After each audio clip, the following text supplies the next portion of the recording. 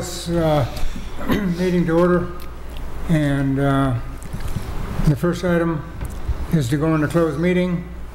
Do I have a motion, please? So moved. Second. Been moved and seconded. And in closed meeting, We'll go to closed meeting. do we have to do the addendum before that? The addendum first. I'm sorry, okay. What addendum? Back up.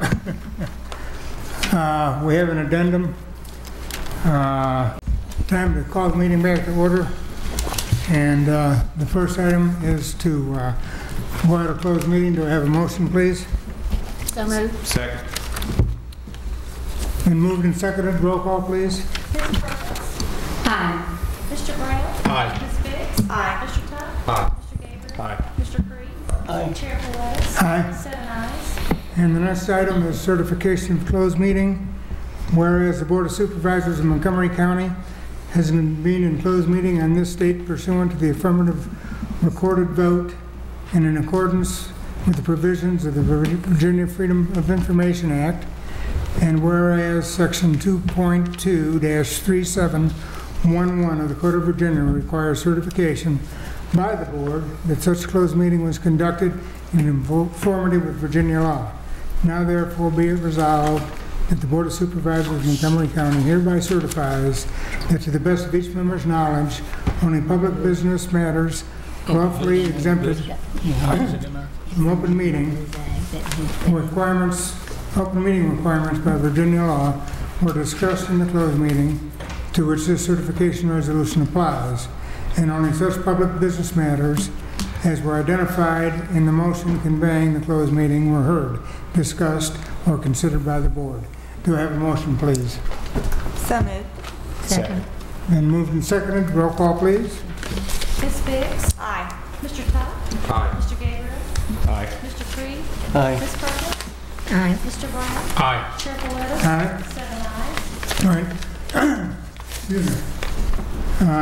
The next item is our invocation, and if we could please take a moment to reflect on the things before us tonight, and then we'll follow that with a pledge of allegiance, led by County Administrator.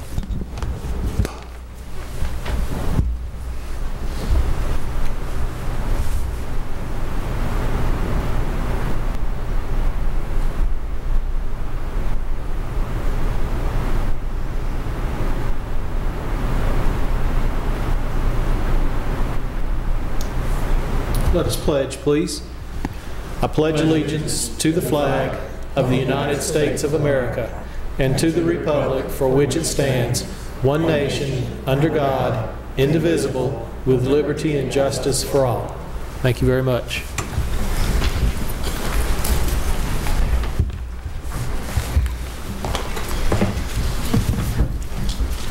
All right, the next item is our delegations.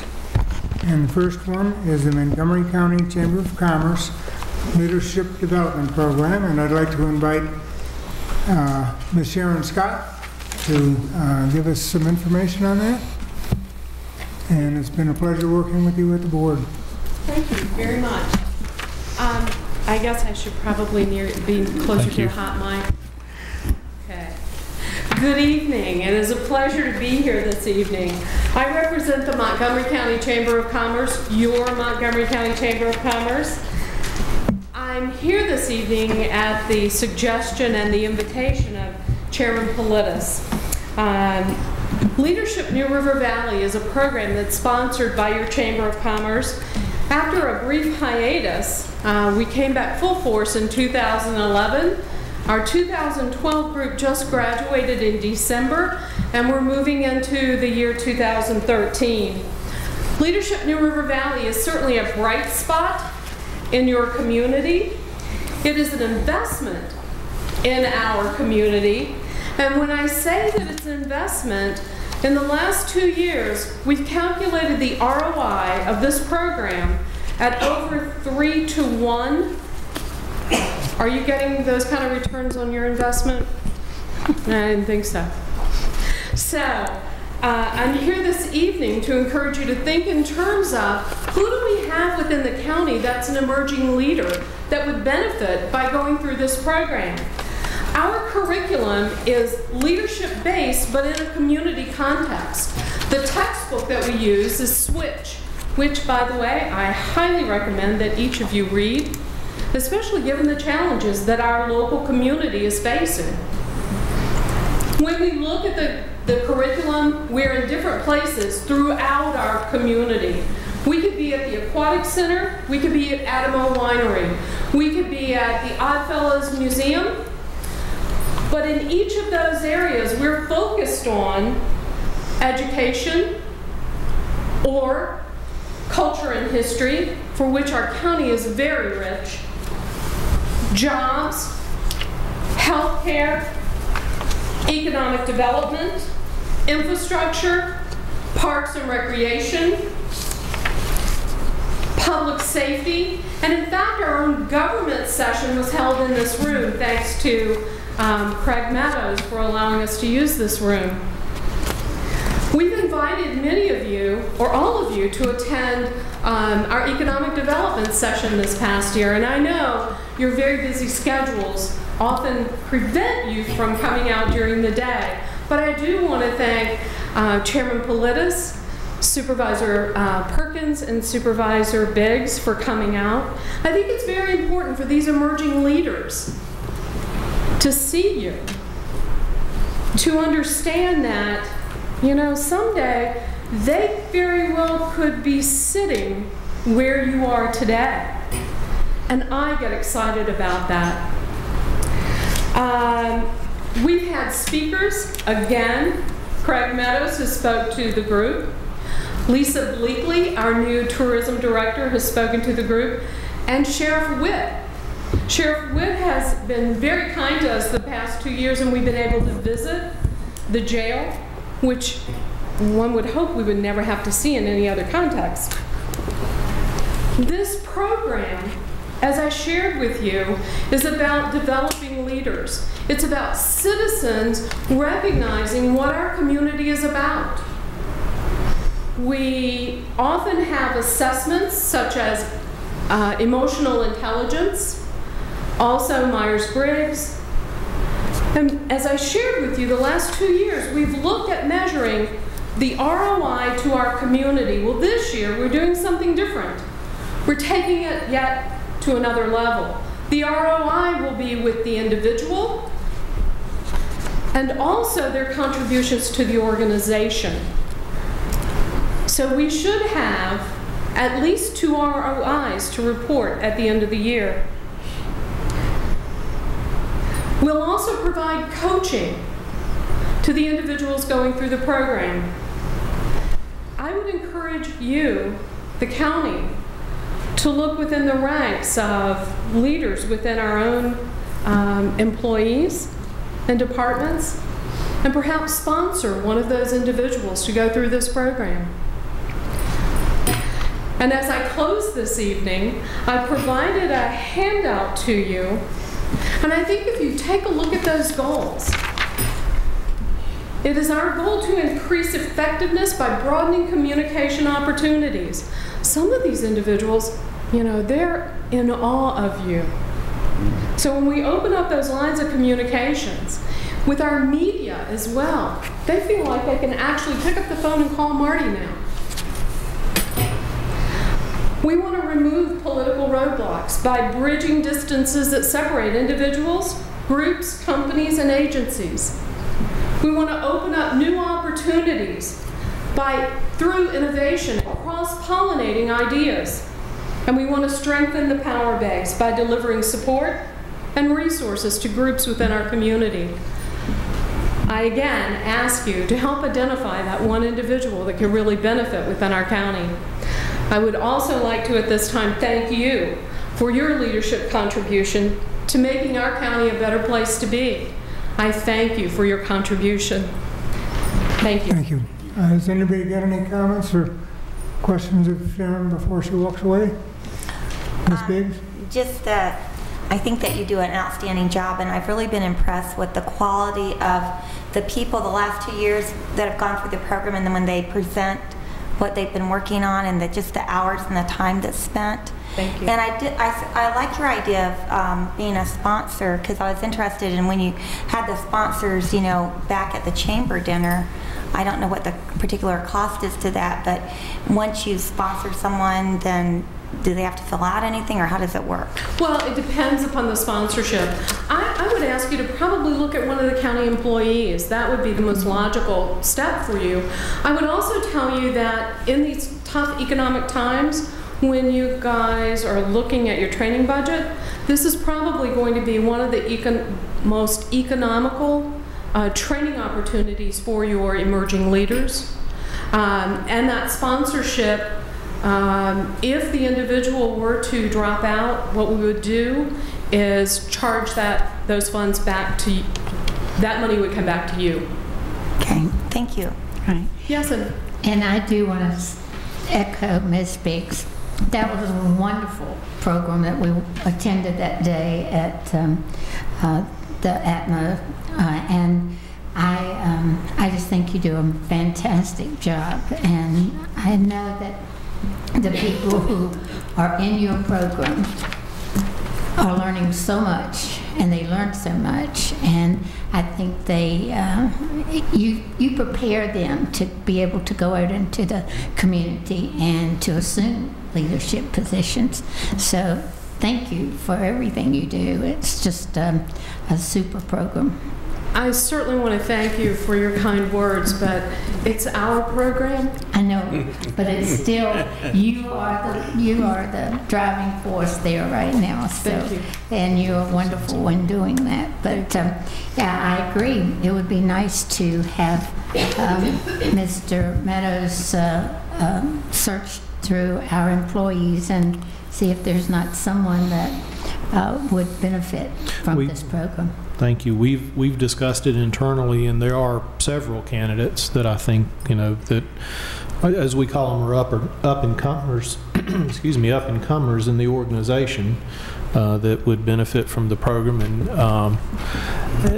I went through a similar program when I was in North Carolina, and the relationships you build with folks in that program carry the rest of your career. Oh yeah. And it's a great program. Thank you. Thank you. All right. Chief Brown, you're going to let me off that easy?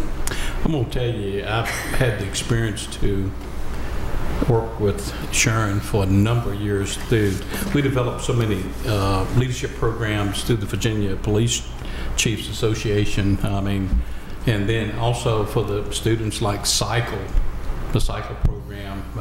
We had all these problems in schools and things. And we brought 125 up-and-coming sophomores to Virginia Tech for a leadership program she developed. There's the police executive school at the University of Richmond. She developed that. LLCT for emerging leaders for law enforcement, and all of those programs have been above any other thing that the Virginia Police Chiefs Association could have even dreamed of, and there are still, today, the leadership training that people obtained several years ago, we still see the impact of that training as they progress in their careers and things. And so, thank you. And it's been a pleasure, just knowing you and working with you. Thank you. Thank you very much, Sharon. The next item on our agenda is the Virginia Corporate Extension Office and Michelle Dickerson. This is our quarterly report. Good evening to everybody, and thank you for the opportunity to tell you a little bit about what we've been doing in Extension in recent months. And I'd like to start by telling you where we stand in our office situation. We are finally restaffing quite a few positions in our office, and I'm thrilled that we are having some new employees, and so I'm going to be introducing you to Carolyn Hall in just a second, who's just sitting behind me, and she's our new Supplemental Nutrition Assistance Program assistant. So she's going to be working with people in the community on nutrition programs, and I'm going to let her tell you a little bit about what she's going to be doing. And we are interviewing for our Agriculture and Natural Resources Extension Agent next week, so we hope to have that person in place by the 1st of March. And so for the first time in a long time, it's looking like we're going to have a full office staff, and we're all very thrilled that that's finally happening. So I'll tell you a little bit about some of the things I've been doing in 4-H, and then I'll let Carolyn tell you a little bit about what her responsibilities in the county will be. So back in November, every year we have an annual Achievement Night program, and so each of our community clubs put together, the kids pull together a slideshow of some of the things they've done over the years, over the course of the year. And so I thought I'd show you one of those tonight, and maybe a different one each night, so you can get a feel for what some of the clubs are doing.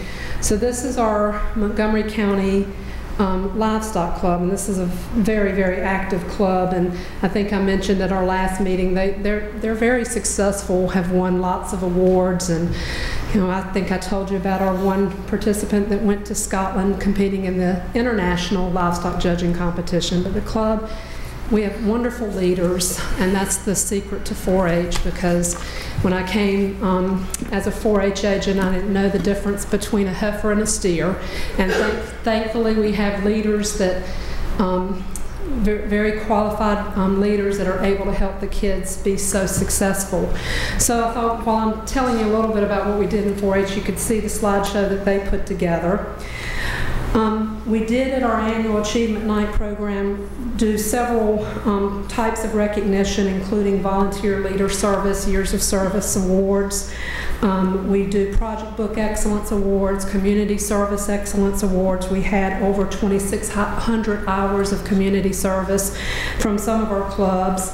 All-Star Benchmark Awards, Organizational Leader Appreciation Awards, and so that's a big program that we offer every year to try to recognize the accomplishments of our 4-Hers across Montgomery County. We are, in the fall, as always, we try to pull together lots of different after-school programs. One of the big ones that we work with every year is our Wild About Nature environmental education program. So we work with a professor in the College of Natural Resources and Environment, and he trains his students in a service learning class on educational teaching methods, and we train them in different environmental education curriculums like Project Learning Tree and WET. And then those students go out and do after-school programs at all 5 of the Blacksburg elementary schools. And then we supplement in other schools. We had a couple of new after-school programs at Christiansburg Primary for Clover Buds, which are ages 5 through 8, and Kipps Elementary started a new robotics after-school program this year at Kipps, and so we're really excited about all the after-school programs that we offer. Then we try to do a lot of in-school enrichment types of programs. We try to put things out that will supplement standards of learning for teachers.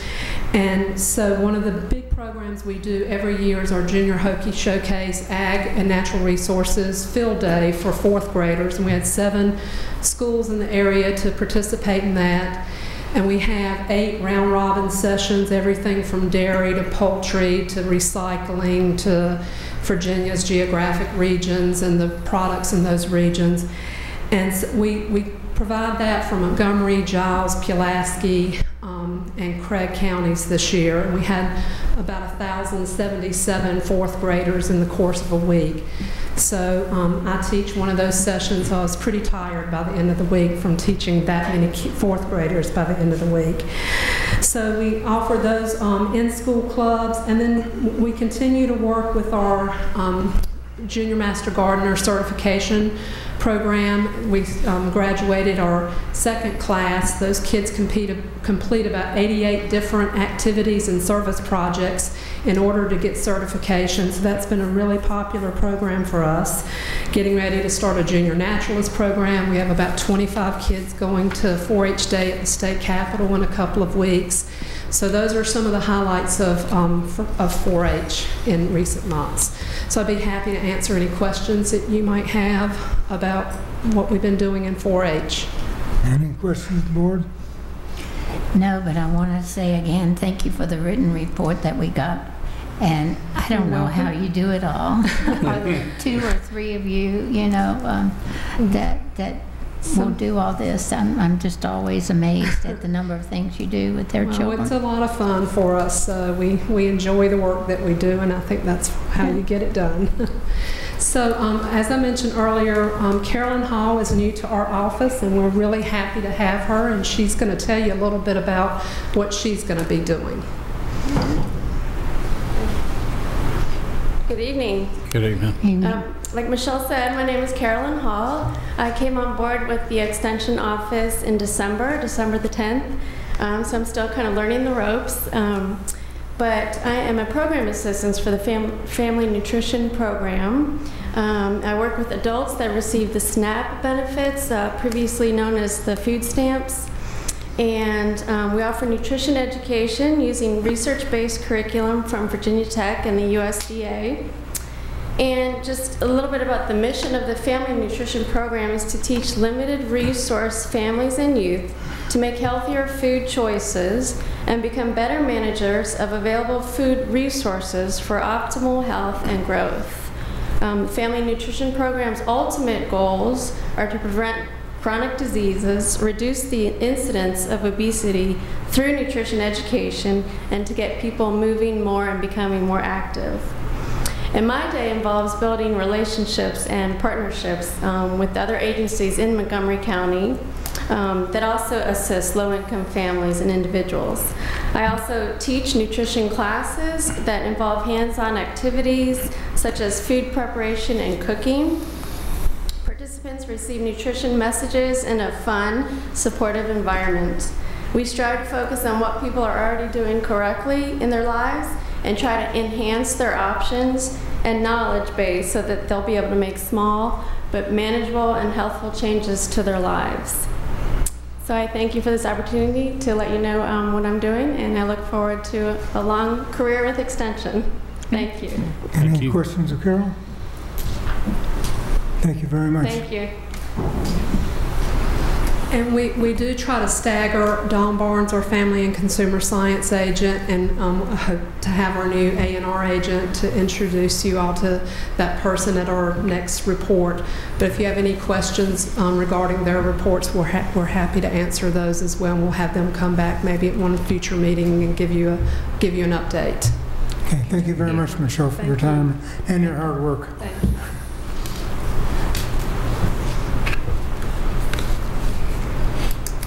All right, the next item is public address. And we have no one signed up for the public address, but if there's anybody in the audience who would like to speak to the board, please step forward, state your name and address, and you have 5 minutes. Seeing no one, we'll close our public address. We have no addendums this evening. Sir, we do not. The next item is consent agenda. Do I have a motion, please? So moved. Second. Been moved and seconded. Any discussion? Roll call, please. Ms. Biggs? Aye. Mr. Tuck? Aye. Mr. Gabriele? Aye. Mr. Creed? Aye. Ms. Perkins? Aye. Mr. Brown? Aye. Chair Politis? Aye. 7 ayes. The next item is to go into work session. Do I have a motion, please? So moved. Second. Been moved and seconded. Roll call, please. Mr. Tuck? Aye. Mr. Gabriele? Aye. Mr. Creed? Aye. Ms. Perkins? Aye. Mr. Brown? Aye. Ms. Biggs? Aye. Chair Politis? Aye. 7 ayes. And the first item on the work session is the school board's request for reserve funds for Christiansburg High School. It's in tab D. And Mr. Meadows?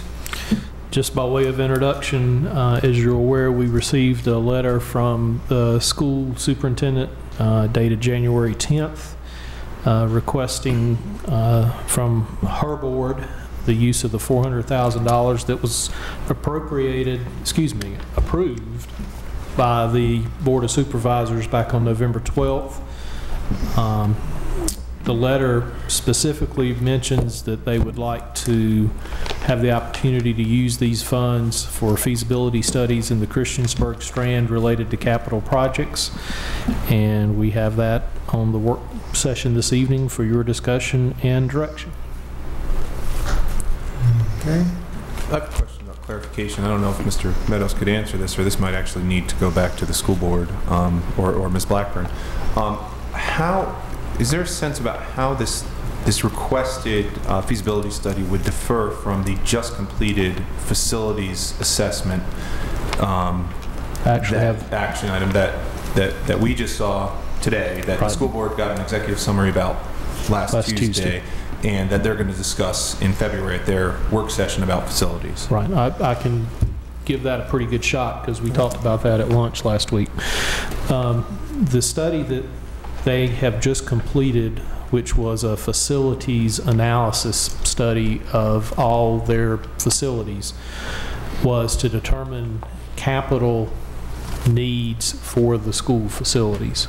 It was not to address specific uses of those facilities. It was to address basically bricks and mortar, plumbing, electrical, various systems within each of those buildings. It was not to assess that building's use as an elementary school or a middle school or a high school.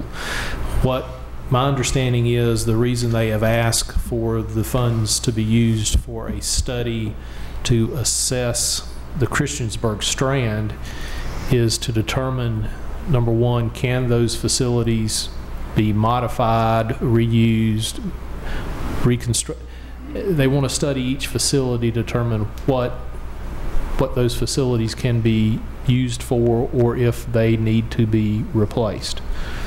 So, okay, thank you. That clarifies. Some of that information, however, I believe was completed when they did the redistricting study last year. Is that at least for the public presentation of the redistricting study, they talked about future use in different buildings and stuff like that. So, okay, and I don't recall. Yeah. Okay. That's. I do recall that. That's what they talked about. So I just wanted to make everyone aware. Chris? All right. Chris?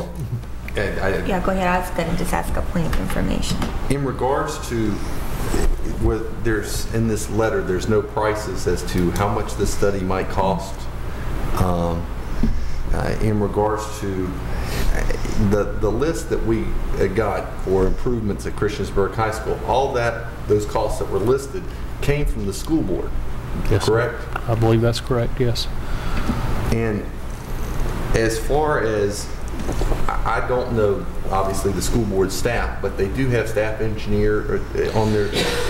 They don't have an engineer position per se. They do have a director of facilities that oversees facilities, but I don't think he's a PE, I don't believe. Okay. I don't think so. I guess He's got some kind of engineer, but I don't know what kind. Is it Mr. Baronato? He's some kind of engineer. I thought he was, from my, and that may have just been a perception. When he gave me a tour of the new Blacksburg High School, right?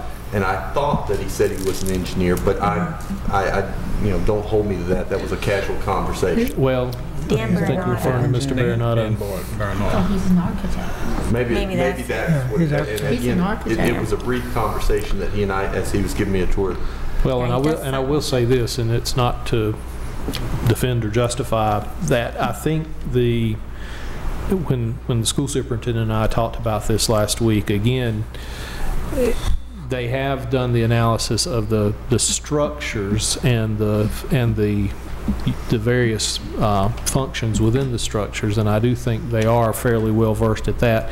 This study would be to determine the feasibility of using the facilities for various purposes, and that's my understanding. It's a different look. It's a look more at programming and feasibility of use versus what's wrong with the building. That's my understanding. And I don't understand that they are the school board. They have employees. How that for example, let's look at the old Christiansburg High School, which is now the Blacksburg Middle School.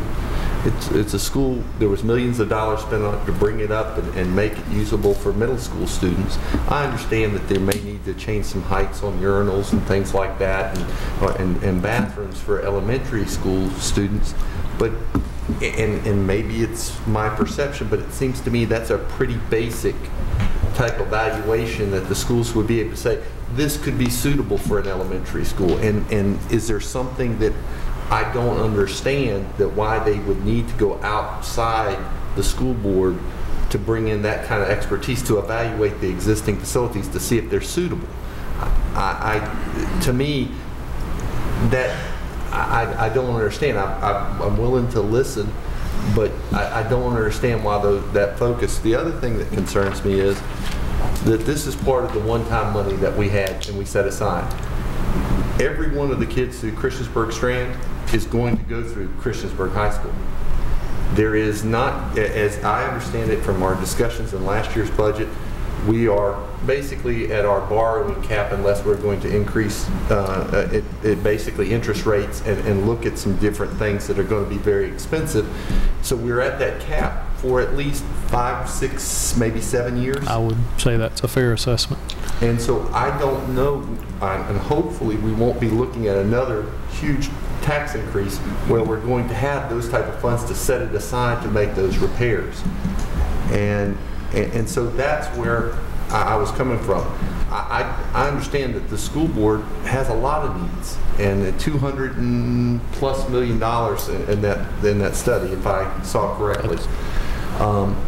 But to me, the funds are awfully limited.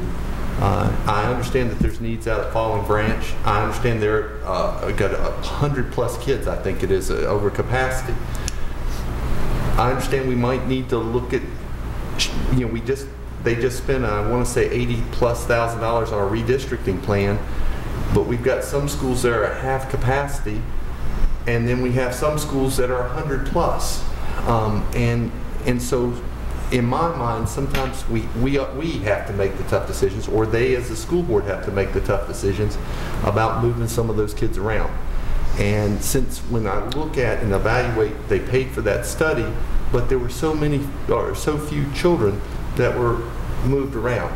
And I just am somewhat reluctant, as I have been in the past, is to vote in behalf of studies. I think I voted against a lot of them. I did vote recently on the insurance program because we didn't believe we had the expertise in-house to evaluate the insurance plan, and it is such a large portion of the county's budget. But I am not in favor, at this point in time, of paying for another study unless I hear some, but that's my position. That may be very different than the rest of you. Oh, you're next. Yeah, That's right, you let him go. I guess my question was, let's say they're going to do a study, and we don't have any money to pay for anything that the study recommends at this time for 5 to 7 years, then if and when money would suddenly appear, which that's never happened for a long time, would you have to redo the study? I mean, I guess what I want to know is, what kind of study is it? Is it a kind of study where you're going to look at maybe something you could do now with what you have, or is it a study of what you want to do in the future? I'm not clear on that, but what does interest me is the part in here that refers to the security in the school buildings, because as someone that works in a school building and knows a lot of people that do, after what happened in Newtown, I know a lot of other localities around us have already gone ahead, looked at their security within their schools. I'm not sure what Montgomery County has done as far as that goes, but it says in here, it refers to perhaps additional measures could be required, but it doesn't really spell it out, which I guess you don't want to do, but it doesn't say how much of that money might be used for that. So I guess to me, this is sort of a general request for the money to be spent, and they're asking to spend it in a study manner and maybe to look at security issues. Is that basically it? I think that's a fair assessment. I did, in my conversation with the superintendent last week over lunch, they convened a meeting, and it may have been, Robbie, were you involved with that meeting last week? Friday. Yes, it was last Friday, and I know they've met with the 2 town police chiefs, representative from the sheriff's office, and I know Neil Turner attended as well. And they're going to begin that meeting on a fairly regular basis to talk about security needs. Brenda did share with me that just some very rough numbers. They were looking at 17 schools that may require about $20,000 per school to address security needs. She did not say, however, if the $400,000 that they're talking about here would be used for that, or if that may be a separate ask at some point in the future. Ms. Perkins. Well, I noticed that in the letter she does say that part of the feasibility study would be to help plan for immediate improvements of Christiansburg High School.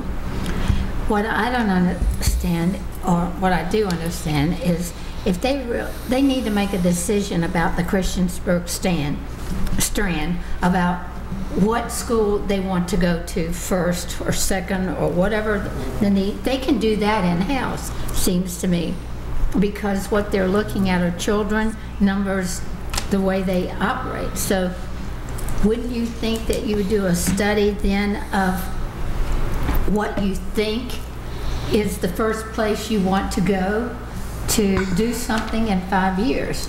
I mean, but you don't, or either do the study about what it takes to, let's say, what is it going to take to put Christiansburg into the similar kind of situations where you have things at Blacksburg and Auburn and Eastern Montgomery. I mean, wouldn't you go to wouldn't you in-house, wouldn't you decide where you want to go first? Probably.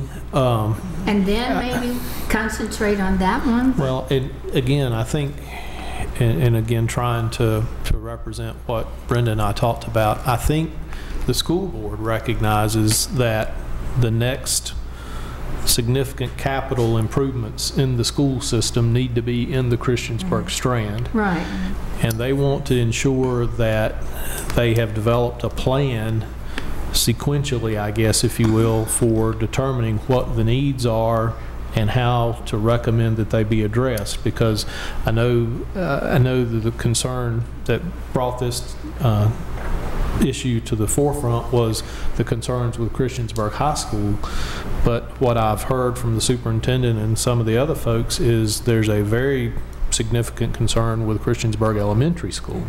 Right. And so, you know, I think there's a little tug there in terms of they want to go ahead and prioritize what the needs are going to be, so when the money does become available for us to provide to them in the next decade, they know kind of the path that they're walking down.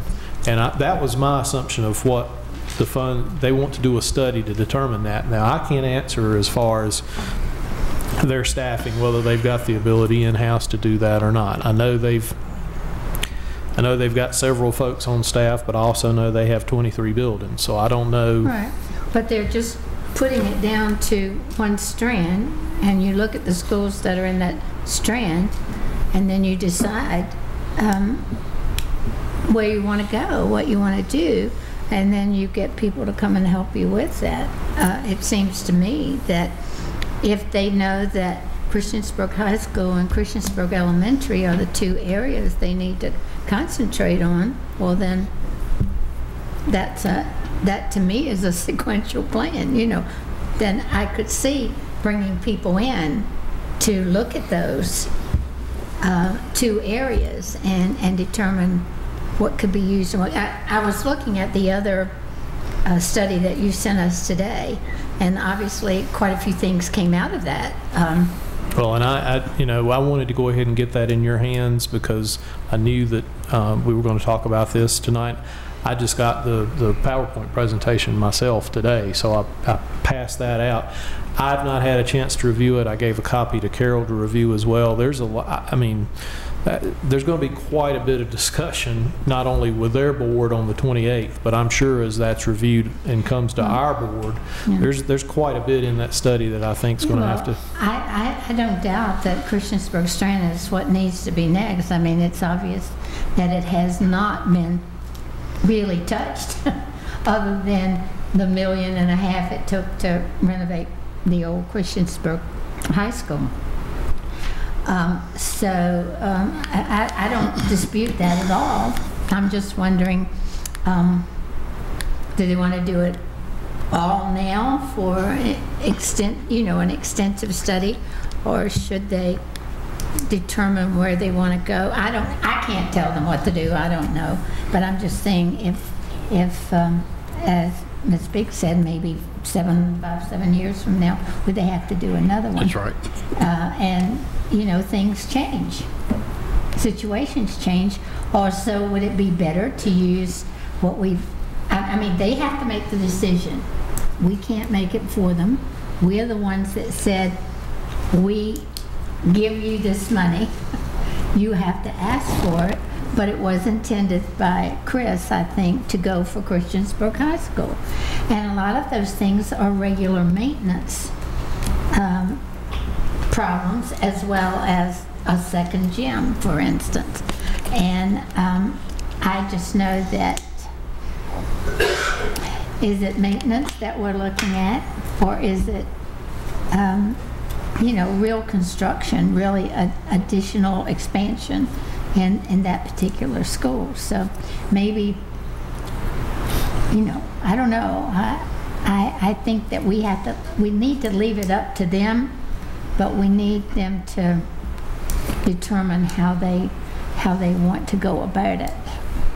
Really, Chris, I don't know what else we do. And I guess, does the school board understand that we are kind of at our debt limit at this point in time? Is that's something that's clear to them? They know that it's going to be years before we can initiate any significant capital. And I know that we want to have competitive salaries for teachers. And to me, utilizing some of our older resources, like the Christiansburg Old High School, current Blacksburg Middle School, is a good way to be able to do that, because then we can use that money that we would have been paying on a new building to be able to help in retaining and keep good teachers and to pay good wages to our staff, so we don't have some of the staff below the poverty level.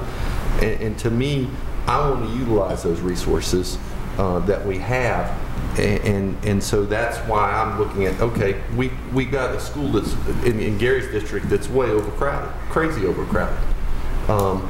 Do we need, it's their job to make the decision whether to shift it out. That's a school board decision, not our decision. I understand that. But it is our decision about whether we borrow more money and whether we raise taxes again or those type issues. And so I guess I'm looking at that and saying, okay, we did have that money. We'll set that aside, come up with a plan.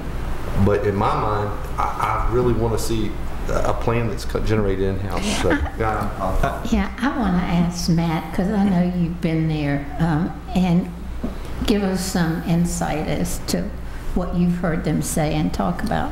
At least not that I can recall. I mean, there wasn't a lot of discussion about this. Is that the discussion simply was about what to do with the $400,000, whether they had to use it in the way that it was intended, and they decided they would ask for this study. So I mean, and I think that what Mr. Tuck is saying is about, like, trying to figure out adequate use for the space so we don't have to necessarily build a new school. I think that's what they're asking for, is that's what they're trying to figure out. Sorry. Now, I'm not sure. I mean, one of my questions is that, and I think this was somebody mentioned this just a moment ago, is that there's no dollar signs attached to anything here, and there's no breakdown. So I don't know how we could even allocate this as is. I don't think we could without kind of a sense of how much they think the study will cost, how much the study for the security would cost, what money they want to use for immediate and critical maintenance. Well, just the security is 17 times however many schools, and then about 340,000 right there. Right. Yeah. Mr. Creed, Yeah, sit here and listen. I've got several questions. And I'll just start at the beginning with a couple of notes that I've jotted down here. And one thing I'd like for this board to be able to know is how many studies have been done in the last 3 years by the school board. And what is the amount of money spent on these studies for that period? And what did they learn from these previous studies? And what they would hope to get from a new study? I'd like just to have those things answered. Now, we have got a school that we've spent $5 million or so on, sitting over here that middle school of Blacksburg is using. I think somewhere in that range. I don't think it was 5, but it wasn't $1.5 million either. I think I don't have that in front of me. I think it was about $3 million. And I will tell you, I will mention this too, when the superintendent and I talked about that. The investment that was made in that school was, if you will, a Band-Aid to get that school functional for a limited period of time. Mm-hmm. The concerns that they have, and I think they make some sense, is if that school began to be used year-round again for a long-term facility, plumbing, electrical, there's some issues that would have to be upgraded to use that school for a longer term. It was put together to use it for 2 to 4 years, and there are some investments like in the gymnasium. There are some pieces that were invested in that we can continue to use, but the structure itself, at least what the superintendent shared with me, is it's the investment that was made, and it was significant, but it was only to get that school functional for a couple of years, not for all. But I would remind you that the school board also said when they shut that school down and moved everybody out of it, it was not fit for any school to be back in. So, was it or wasn't? Therein lies the question. They did a study. They obviously felt it was good for the second graders to go in if they spent a little money on it. Long term, 5 to 7 years until we get back to where we can actually borrow some money. Is that long term, or is something else long term? I don't know what that is. Those are things, before we start spending money anywhere else, we need to evaluate what we've got, what knowledge has been put in, and the fact is that if when they built these 2 new schools that they're building right now, 3, if using the same figures we got from the people who tell us how much per square foot it's going to cost to build a building, for the design bid build, they would have been getting back $50 to $60 million according to what they got back on the 2 elementary schools that were $50 million or so, and we got back $5 million on each one.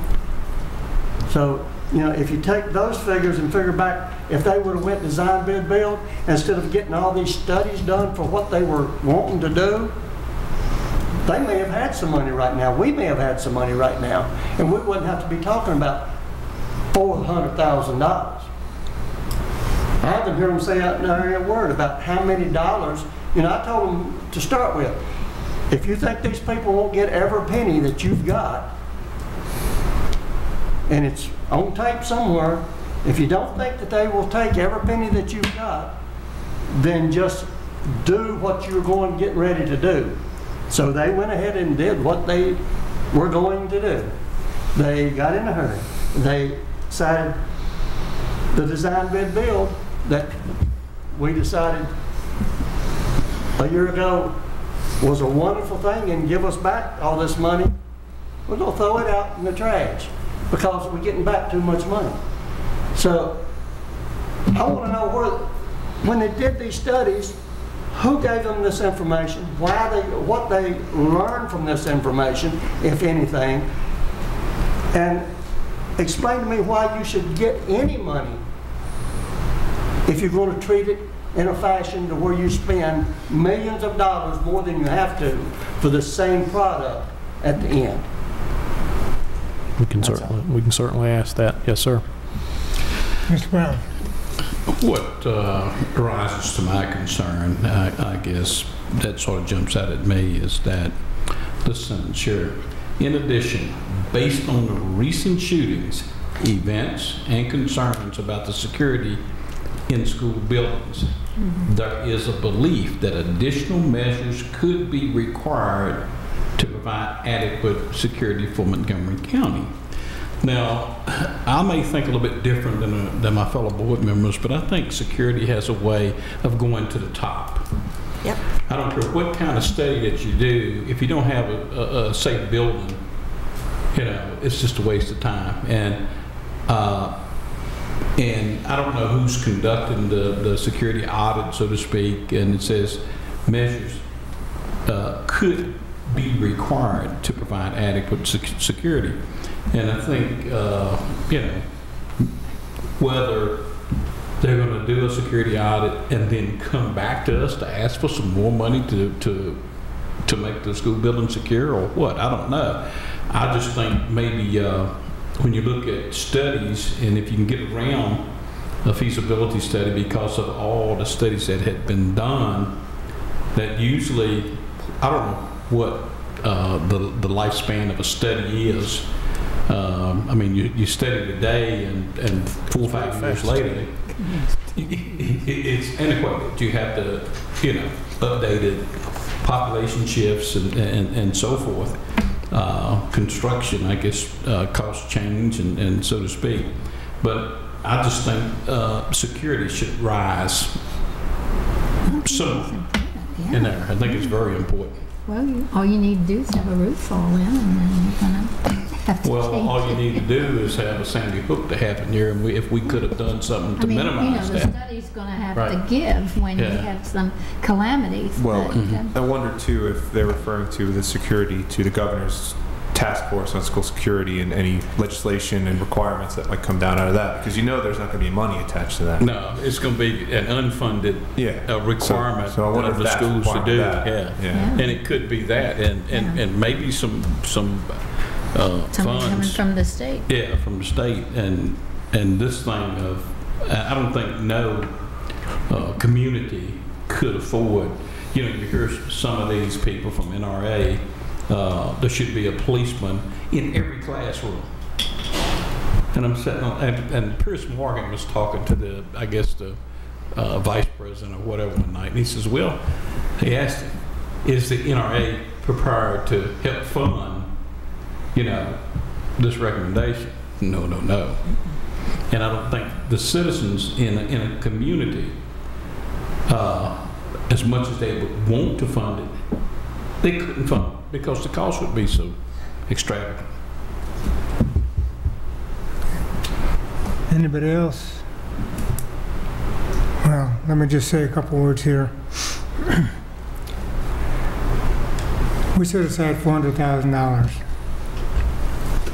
They have a list of needs that are immediate. And we have a new one added called security. Okay. And to me, $400,000 isn't going to do a whole lot. That's right.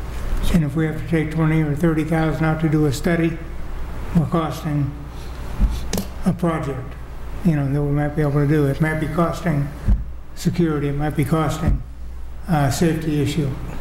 And, you know, they've got, what, how many dollars is that one immediate? About $9 million on the immediate needs list. I didn't look. Are you talking about what was in that study? No, And the one we got a couple of months ago. The priority list. Oh, the one that had the county. It was about $9 million. But that priority list had to be revisited for several years. I think that's the point of the February meeting, is to make a priority list. So. Right. Yeah, but they set the priority, I would think.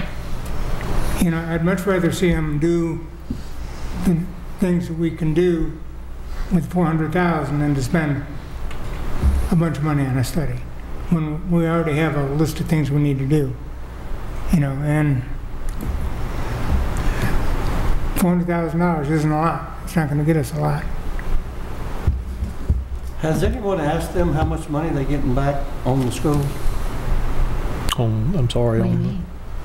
On the 3 schools they're building, does anybody know how much? Well, you know, they're getting far enough along now. They should be able to tell them pretty close to what it's going. My understanding on the 2 high schools is it was pretty much a wash.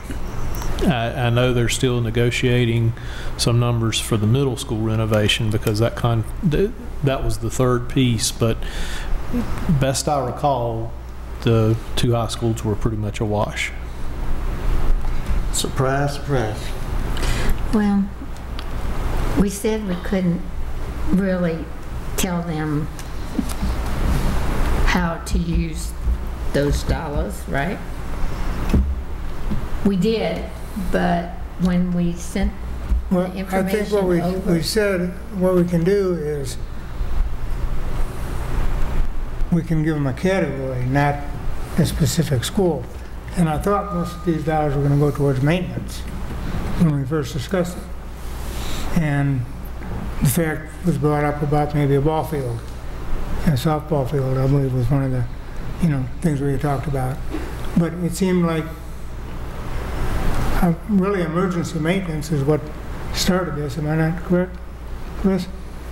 That was part of it, and I wish I had gone by, and there's a nice sign up at Christiansburg High School saying, don't, for safety reasons, don't touch these lights, don't try to adjust them, that is put up. And I meant to go by and take a picture of that today, but just didn't have the time. But to me, there are issues there at Christiansburg High School that aren't going to be present at the other high schools. Do I understand that we cannot tell them exactly how to spend the money? But we did set aside this money for Christiansburg High School. If they don't believe that they need it for those maintenance issues and they want it for a study, just like when they said they needed so much money for new buses, from the one-time money, so much money for technology, they did come to us and give us an itemization. And I don't want to vote to just turn this over and not know how much any of these things are going to cost without any other information than at least, and again, I'm just speaking for myself, but to me, there was some safety issues that I saw there that I've had brought to my attention. Bo Newcomb doesn't get paid, but he's at that school every day. He volunteers and helps build sets, and he's retired military, he's Purple Heart recipient, and I believe it when he says there was a fire there that they didn't replace, they replaced the box, but didn't replace the wiring. I believe it when he says that the lights get hot, and so hot that you can't touch them. And to me, we're talking about safety issues, yes, that's what I want to see addressed. I've seen, you know, I know to me a price tag for the doors, that's pretty expensive, but when you go there and you see that where the arms, the closing arms have been screwed in so many times that there's no place else to screw into. And then you know that those same kids are going to go and compete against Blacksburg High School at a MAC competition or over at a theater competition, and they're going to see this wonderful, nice school, and that their school has a lot of issues. And every one of those kids, now it's a little bit different for elementary schools. They don't go from one school to the other. But there might be a feeling that, hey, I'm not getting the same deal. And so what I was hoping for is a Band-Aid to get us to decide what we're going to do, which is going to be 5 or 6 years down the road. And that's what, to fix the safety concerns, I think that's what Bill talked about, that if somebody fell off that ladder, how are we going to explain it to a parent that we didn't set aside some money? And so that's what got my attention when people are telling me that there's fire issues there. That concerns me. Yeah, well, I think we do have that big additional issue now with we do have that big additional issue now with security and how we're going to face that. But you know, like I say, I think they got a long enough list that they know they can do, that they know they need to do personally, that we don't have to spend money on a study if they work together and, you know, figure it out. You know, I think this is micromanaging. I mean, pardon? I think this is micromanaging on this board's part. Is that? Well, I don't think it is. Yeah. Well, but I think It is. Mr. Politis, that you're misremembering the tenor of this, at least as it was presented to us about this pressing needs thing. That was compiled in 2009 or 2010, and that is the purpose again of their special meeting to talk about facilities on February 28th. Is that what I would like to see, and I will only speak for myself, is that we get an itemized list of specifically how they want to spend this money. And if this study is in it, then this study is in it, and we'll deal with it then. But it seems in some ways a little bit premature to be allocating this money. I mean, I don't know how we would be allocating it right now. The way that this letter is presented, I don't know what the money. And I don't think they're expecting that right now. No, and so that's my major problem here. Yeah. If the school board decides that they want to spend X amount of money on X amount of money because they have decided this is what they need to spend their money on, then we need to decide whether we have the funds to do that and whether we as a board want to support that. But I don't think it's up to us to decide what's important, what's a safety issue and what's not. Yeah. Just because we hear about it anecdotally from a friend or something like that.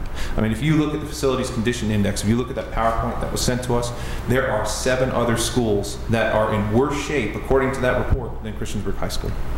And that includes Harding Avenue, it includes Bellevue Elementary, and a bunch of others. So, you know, and some of that stuff might be just, you know, one big thing, and some of the stuff might be a lot of little things, you know, and the $400,000 might go to that. But it's up to the school board, and hopefully that's what they're going to discuss in February 28th, and they'll come back, and maybe they can come back to us with a specific itemized list about how they want to spend it. Like, as Mr. Tux pointed out, when we allocated that supplementary money for the buses and technology and stuff like that. So, but I think us sitting here right now telling them that they really should be focusing on this, I think that's micromanaging. I don't think that's really our place to do that right now. I agree with you. We shouldn't be. I'm not focusing on anything. The only thing I'm focusing on is we're going to allocate this money to maintenance. They're going to prioritize that. Okay. That was the original intent of the money, if I recall. And they're going to allocate it. That's up to them. And the other things come up. They could eat that all up at one swoop is security. Security. You know, I mean, you're talking $20,000 a school. That's $340,000. Yeah. You know, and we need to know where we're at there. Well, I think Mary had something first. Well, I was just going to say, I'm in agreement with Matt to some extent. Well, because I think if you recall, I said from the very beginning, I was very uncomfortable saying that this money would go for these things. I think I made that really, really clear. But I voted for it, okay? So now it's come back and they're asking for it in a more general way. And I think the issue is that we need a better understanding exactly of the general things that they're talking about here. Like, if you're going to do a study, how much does it cost? I don't know. I don't have any idea how much it would cost. Or can you use what you already have and make some decisions? I don't know. Those are things that they know. I don't know. And then the other issue is what I brought up before. I'm very concerned about security, but it might be that that's a whole issue that has to be addressed outside the $400,000, like some of these other systems around us have had to do. So I think we're dealing with a lot of different things at one time, and they just want to answer to their question, can we spend the $400,000 and do a study, and we might have some security things pop up. Jim, the way I feel about it is we allocated $400,000 to them. We know that we cannot tell them how to spend it, but what we can ask for is, all right, tell us what you are going to spend it for and how much it's going to cost to do that. And we, you know, not for us to approve it, but just for us to know, because they can't spend more than $400,000, period. That's all we've allocated. We haven't allocated any money. No, we haven't. No, we've set aside. That's what we've said that they can have is $400,000. So are we going to stick with that and say, okay, you still have $400,000 and that's what you can spend?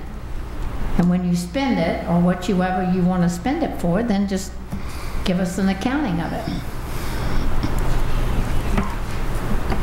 You know, I'm sitting here thinking and listening, and Matt has really brought up a very important point, and what I personally don't want to do is to micromanage the school board. No, I can't do it. And I guess question and, if you will, criticize the decisions that they've made. I don't think we would like it if the school board would criticize the decisions that the Board of Supervisors made and tried to micromanage us. So I think that sometimes, and maybe sometimes, I cross that line too, and it's very easy to cross that line, and maybe we should have just be cognizant of the fact that there are an elected board that elected by the citizens, the same people who elected us, elected them in their districts and things. Now, we can ask for additional information, you know, and that's information for us, but not information for us to say, well, no, you can't do that, you shouldn't do that, you shouldn't do that, but we can, before we allocate the funding. Bill, I would point out that at least a couple of the school board meetings I've attended, they have even suggested exactly how much our tax rate should be and what we should do. So I wouldn't say that they haven't gone around micromanaging. They can suggest all they want to and says, this is what we need to meet our budget.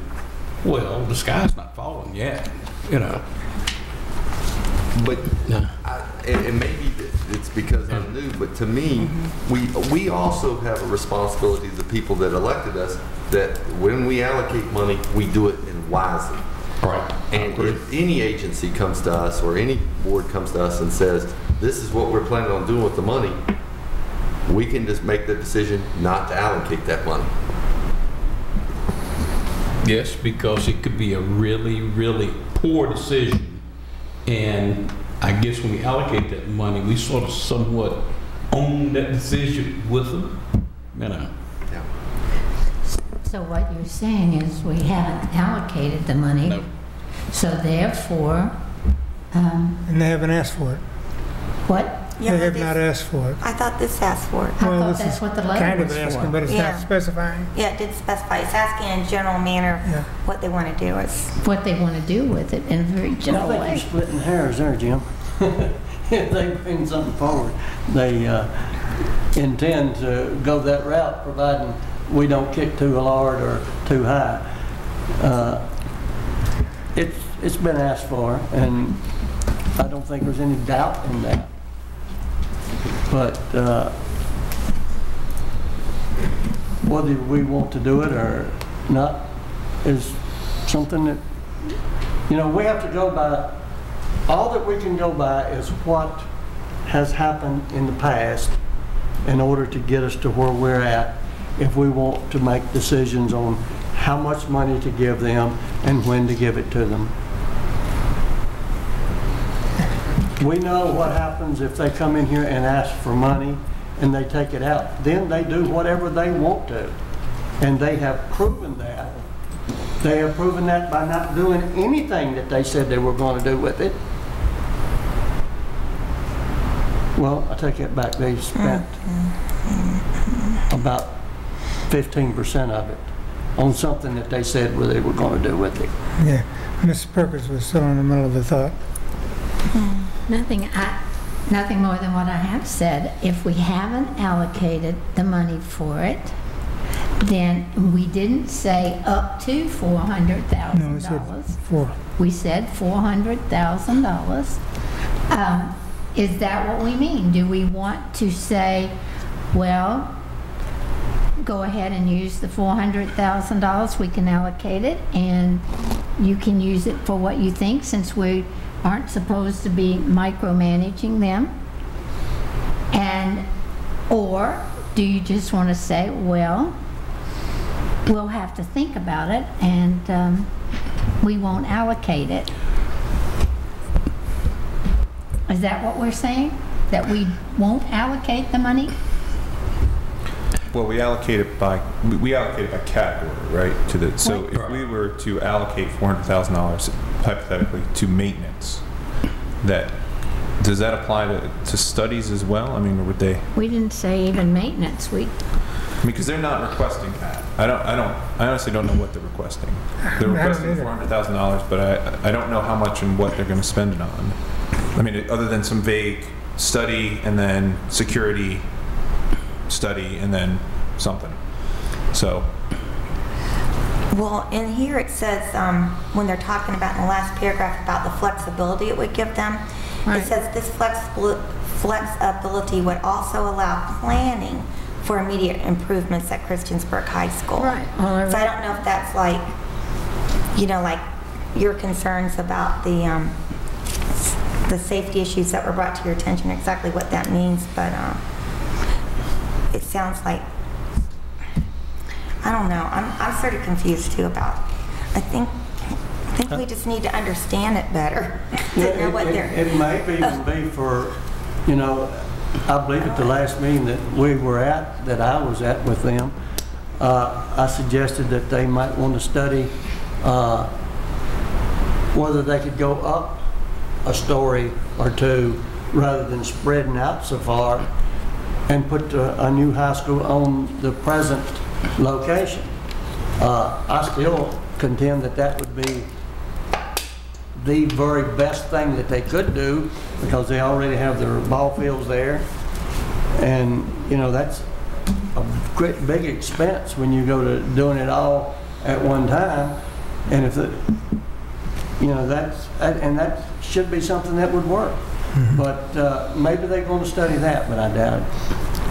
So let me get this straight. So what Chris was talking about, that comes under maintenance, but what this is talking about, where would that come under in a budget? I can't answer that because I don't know how they allocate their budget.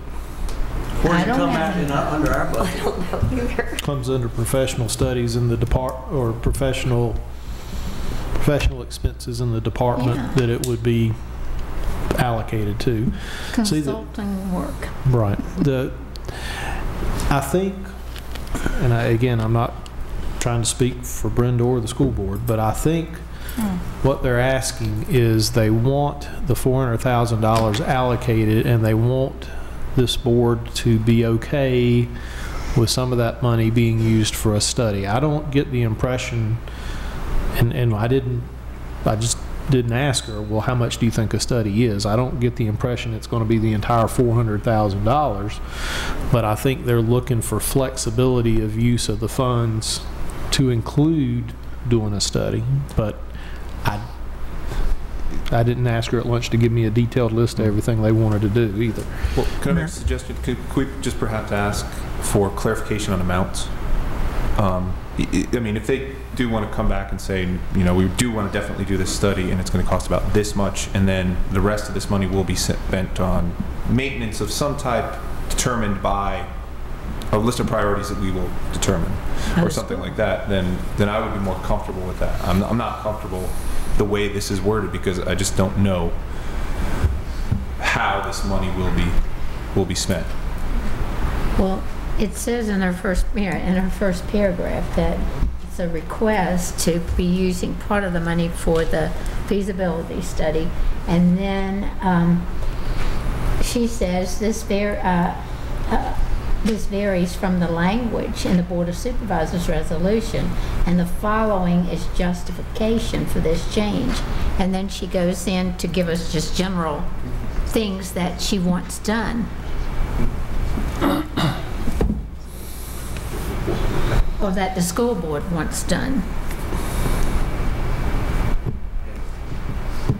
I do look at this as a request by them for feasibility studies. And maybe that's what I see this is, because that's what she's saying. I mean, that in the very first paragraph, she's saying, I'd like to request money for a study, but we don't know how much. I mean, but yeah. Well, the way I'm reading it is the $400,000 for a feasibility study. For a feasibility study, and I guess that's why I'm looking at this and saying, you know, yes, a lot of other things are mentioned, Well, she says in the last paragraph, the school board concurs that the $400,000 could be used to address some of the needs at Christiansburg High School. That's in her last paragraph.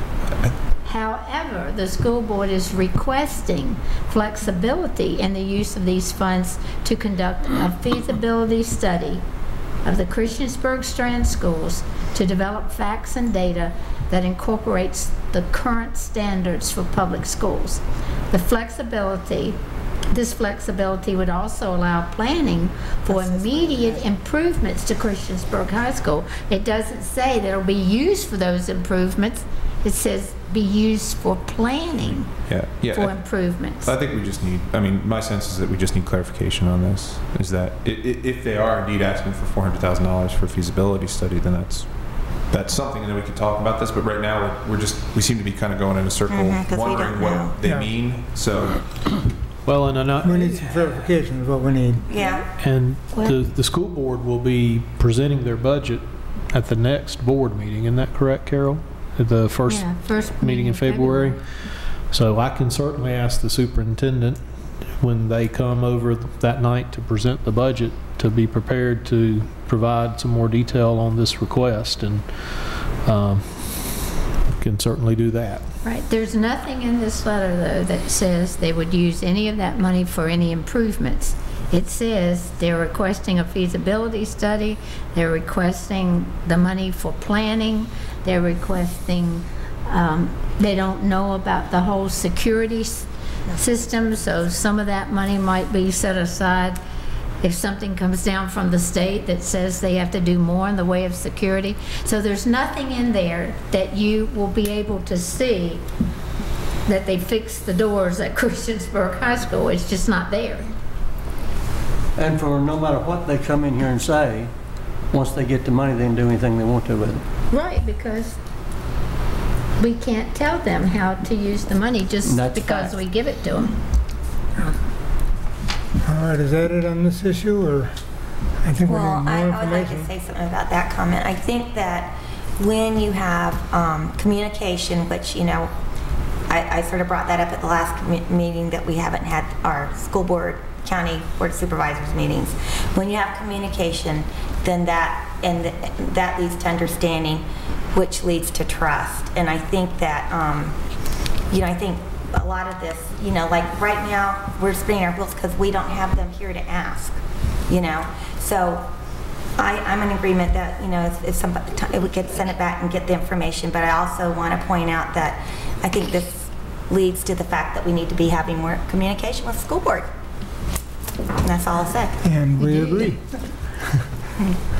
But they have to be available too. Well, I think what they're saying to us is, you said we have $400,000, we want to use it the way we want to, and we don't want you to be micromanaging what we're doing. We're going to use it the way we think, and the conclusions we've reached is how it's best used for all the schools of Montgomery County. That's really what they're saying. Because there's nothing in this letter that goes back to what Chris asked for, nothing. They might have $400,000 to use the way they want to use, because it's just set aside, it hadn't been approved. Right. Yeah. All right. So if it's not approved, then they're going to have to come back and ask for a specific amount of money for the feasibility study. Okay. But they're asking for $400,000.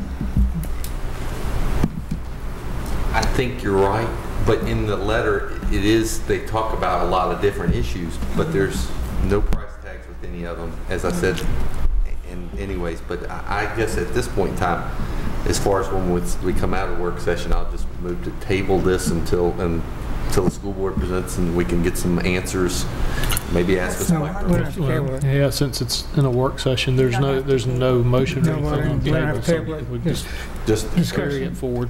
Okay. And we kind of We're not making come as a any consensus of decisions where we about want to it. go next, which is getting more information Yeah, the consensus I heard And this was to didn't have happen. somebody here at the next And meeting this to. didn't happen. I mean, and it seems, I mean, this statement right here in the, you know, you talk about feasibility studies and this, that, and that. It gets down to like this next to last paragraph. The school board concurs that the $400,000 could be used to address some of the needs. I mean, it could be used, well, you don't spend it all off the top. And when you get down to the bottom, the way I look at the sort of priority in the letter, well, it's not going to be anything left, is it? It could be used if there is any, though. Yeah. All right, let's move on to the next subject. Chickens. Is that fried or baked? I guess Mr. Sandy has got a little bit of presentation for us. Yes. Second favorite subject. Just give me just a minute here and I'll get, I just have a few slides and then just kind of a recap of some things, and we're looking for some direction, I guess, from the board on where you want to go with chickens. So If we put pigs in there with them, I don't care. just quickly, I'll kind of summarize. This kind of all started back in the summer, and we had gotten an email actually requesting that we consider changing the ordinance to allow chickens in residential areas. From time to time, we have received phone calls about it, but last summer was kind of the first written request to actually change the ordinance. So that's kind of what kicked this off. Staff worked for several months on researching ordinances and what some other places have done and some other places haven't done related to keeping of chickens in residential areas. The Planning Commission has met and discussed this item several times in September, October, December, and then most recently in January when they held a public hearing. The board discussed it informally a few times and more formally November 26th in a work session, and that was the point at which the board requested that the Planning Commission move forward with the proposed ordinance. We talked about some of the things that we had discovered when we met with Dr. Siegel and some changes that we had made, so we moved forward with the advertisement of the public hearing. We held the public hearing on January 9th. And there was nobody present to speak, and in the end the Planning Commission recommended denying the proposed ordinance amendment, and the vote was 6-1. You also you have a copy of that recommendation letter. You have a copy of the ordinance that was voted on. You also have a letter from the chairman of the Planning Commission who kind of wanted to summarize kind of what happened at the meeting and some of the discussion. Some of the commissioners were opposed to allowing chickens in residential areas regardless. They didn't like, basically just didn't like the idea of allowing them in residential areas for a number of reasons. One commission member felt like they should be allowed, but that zoning wasn't the right way to do it, that they should be controlled under nuisance laws and animal control laws. And then some of the other commission members discussed, well, maybe we ought to increase the lot size and allow, maybe it's okay on 5-acre lots or 3-acre lots, and maybe we ought to consider increasing the setbacks. So there was some discussion about that as well. In the end, there was no motion to change the ordinance. So what moved forward is what you have in front of you tonight in your packet. The day after the action by the Planning Commission, we did receive another email, and I think there's a copy of that in your packet. Somebody that was interested in moving to the county, and they expressed that they were looking to buy a 9-acre parcel, which is right on the edge of Blacksburg, out in the county, and it's zone R, residential R2, and they wanted the ability to keep chickens. So that was another kind of written inquiry about it, or a written request that they thought it should be allowed in the residential area. So that kind of brings us to tonight. We have not advertised this for the board's public hearing, so the question, I guess, before you tonight is some direction if you want to continue to move forward with the ordinance that the Planning Commission heard and schedule a public hearing.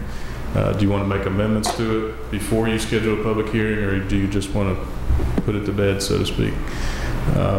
So we're open for discussion, I think, on Mr. Brown. any of those topics. The people on the edge of Blacksburg, we said had 9 acres.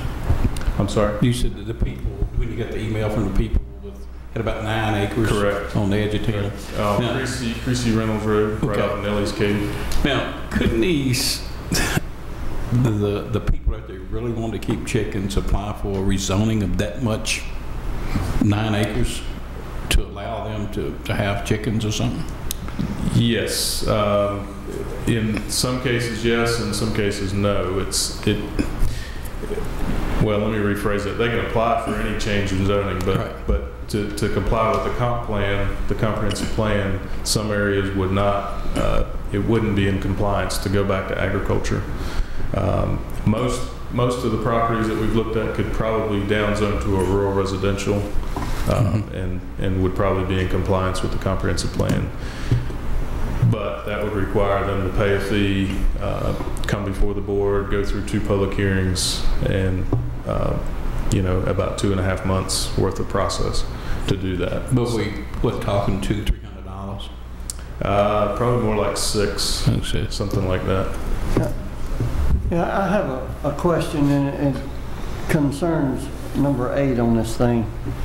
It says chickens shall be kept for the household's personal enjoyment only.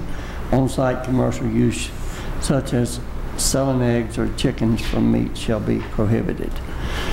Now, just this past week, there was a report on TV with Channel 7 or 10. I don't know what channel it was on. There was 2 or 3 of them, though, about chickens.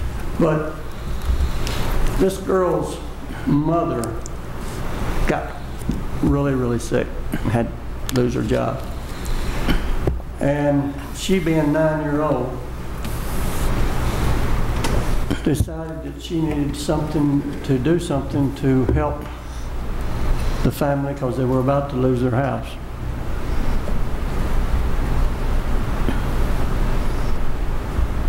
She decided the way she would do that was by raising chickens and selling eggs. She did that and actually saved their home to the point that she is now making $15,000. No, is that correct? $15,000 a year. Had they had this ordinance, she could not have done that. And to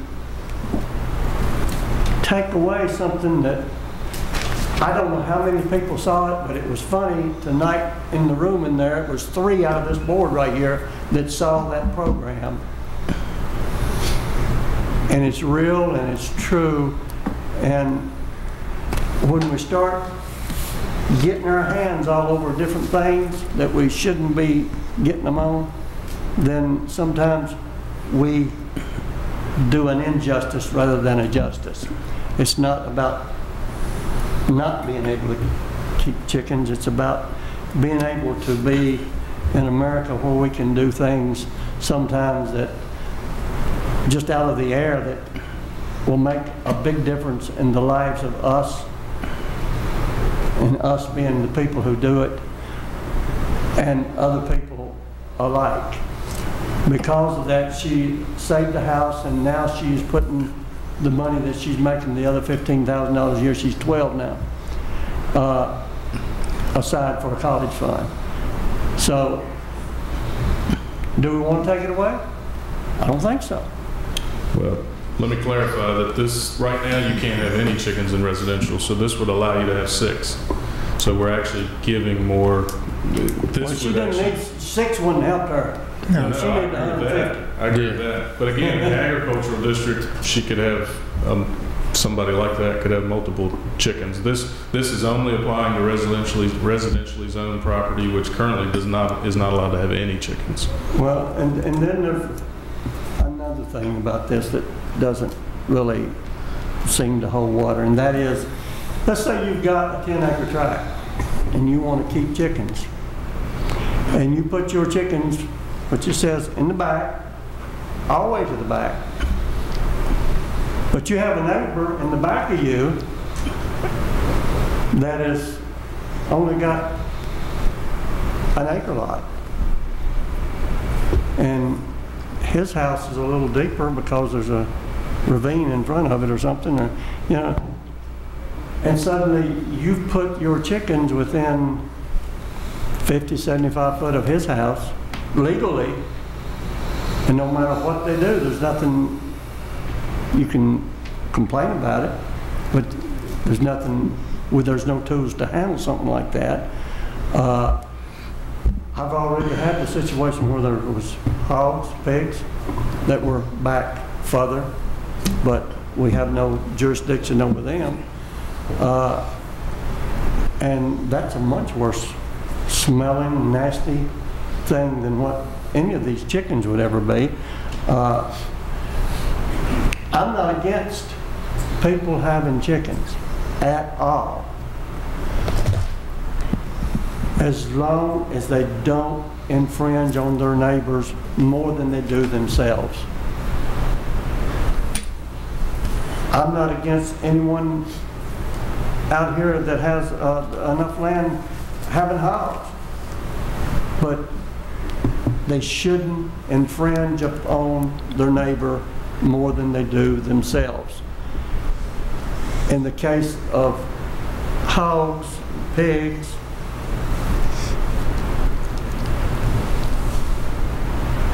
I'm going to tell you what, I wouldn't want to live anywhere I've got 50, 100 feet to a hog pen. I mean, I wouldn't want to do that, and I don't think anybody else here would.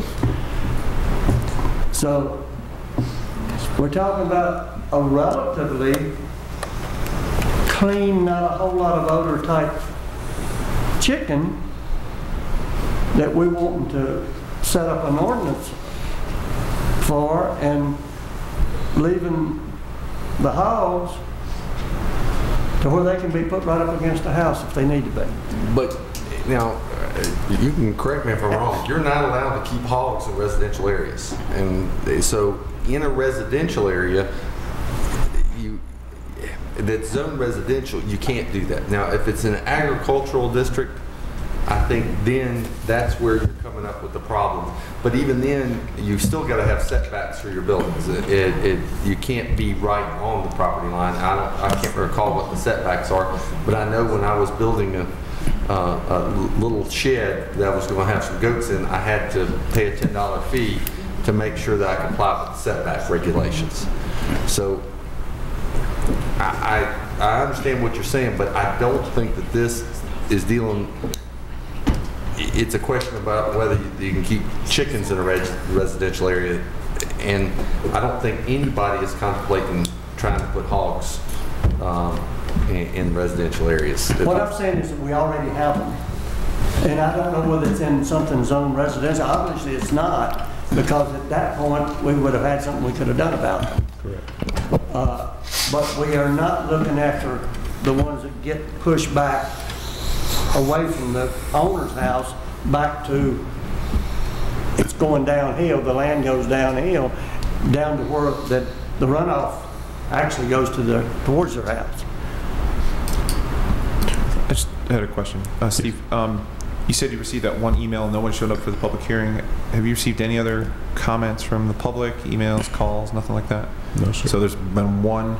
Other than the initial one that started it, and the is that the same person, or was it? No. There was a different person. So two total. Right, and then in the summer of 2012. we don't keep track of every phone call we get, but we've gotten phone calls over the past couple of years asking the question. But the emails are the ones that pushed it to a different level. Sure. Okay. So I would say half a dozen to a dozen phone calls probably over a year or two, just asking, can I have chickens? Yeah. But the two emails are the main correspondence that we receive. Yeah. My concern is simply that this is kind of a solution in search of a problem, is that we're trying to fix something that nobody thinks is necessarily broke, except for maybe one or two people, and not even people who care enough to show up to a public hearing, come out here, and we're spending quite a bit of time, and we're making the Planning Commission spend a whole lot of time on this. And honestly, I will say, I mean, I'm generally in favor of allowing chickens in residential areas, but I mean, I think we're at a point where we just need to decide if we actually want to allow this, then we should really just get it done, or if we don't, we want to listen to the Planning Commission, which has rejected the proposal several times, then we need to listen to them. I believe Matt's correct that we either need to not put anything else on Steve and his folks, and either just kind of give them a thumbs up or thumbs down whether we want to go forward with this or not. I'm in favor of it. I like the 1 acre. We've gotten an expert from Virginia Tech. I think I'm all about always giving citizens more, you know, and instead of taking things away, give them more abilities to do more different things. And so for me, this is a simple thing.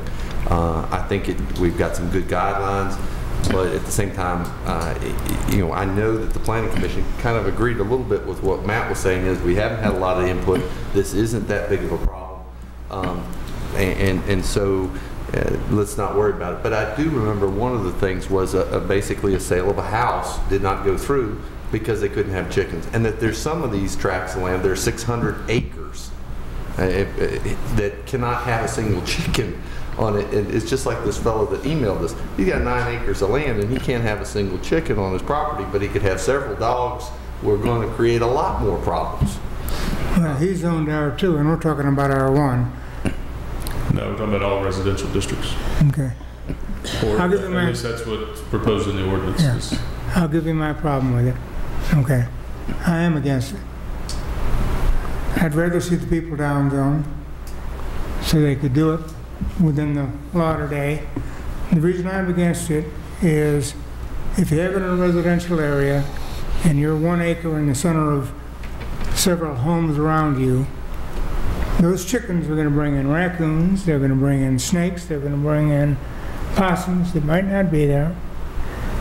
I'm in an agri-district, and my neighbors raise chickens, and a raccoon will go in there and grab that chicken right out of the coop, right through the chicken wire. Well, that raccoon is going to go to the neighbor's house, and you know, you're going to create more problems than you have. Your neighbor's dog is going to get in your yard because they want chickens. Out of my house, I can shoot that dog if he's going after my chickens. Okay? I don't want to shoot him, but I can do that because I'm an A1. In R1, I don't even know if you can shoot a gun to protect your chickens. You can't shoot a gun within so many feet of a household or a house, but once we're out in the county, I know as far as discharging a firearm within town limits, I know that there's... What's the rules in the county on that? Well, like I said, it's a certain distance from an occupied dwelling. I think it's 1,000 feet from a public road. There's a lot of different regulations that, that go. But if somebody's got 600 acres, if somebody's got 600 acres or 9 acres, it's just as easy as down zone, I think. You know, I think we're going to cause more problems than resolve, personally. That's just my opinion. I mean, I've raised chickens, I've raised pigs, I've raised buffalo, I've raised Santa Gertrudis cows that went running down the road, but I'm an A1, okay? I wouldn't do that in R1, or R2, or R4, you know? I mean, that's residential, that's what it's called. That's just my opinion. Let me one more thing real quickly, and I'll shut up. My granddaughter last year had a dog, pretty good sized dog. The neighbors had chickens that were running loose. Actually, had flew out of the pen. The dog goes down and kills the chicken.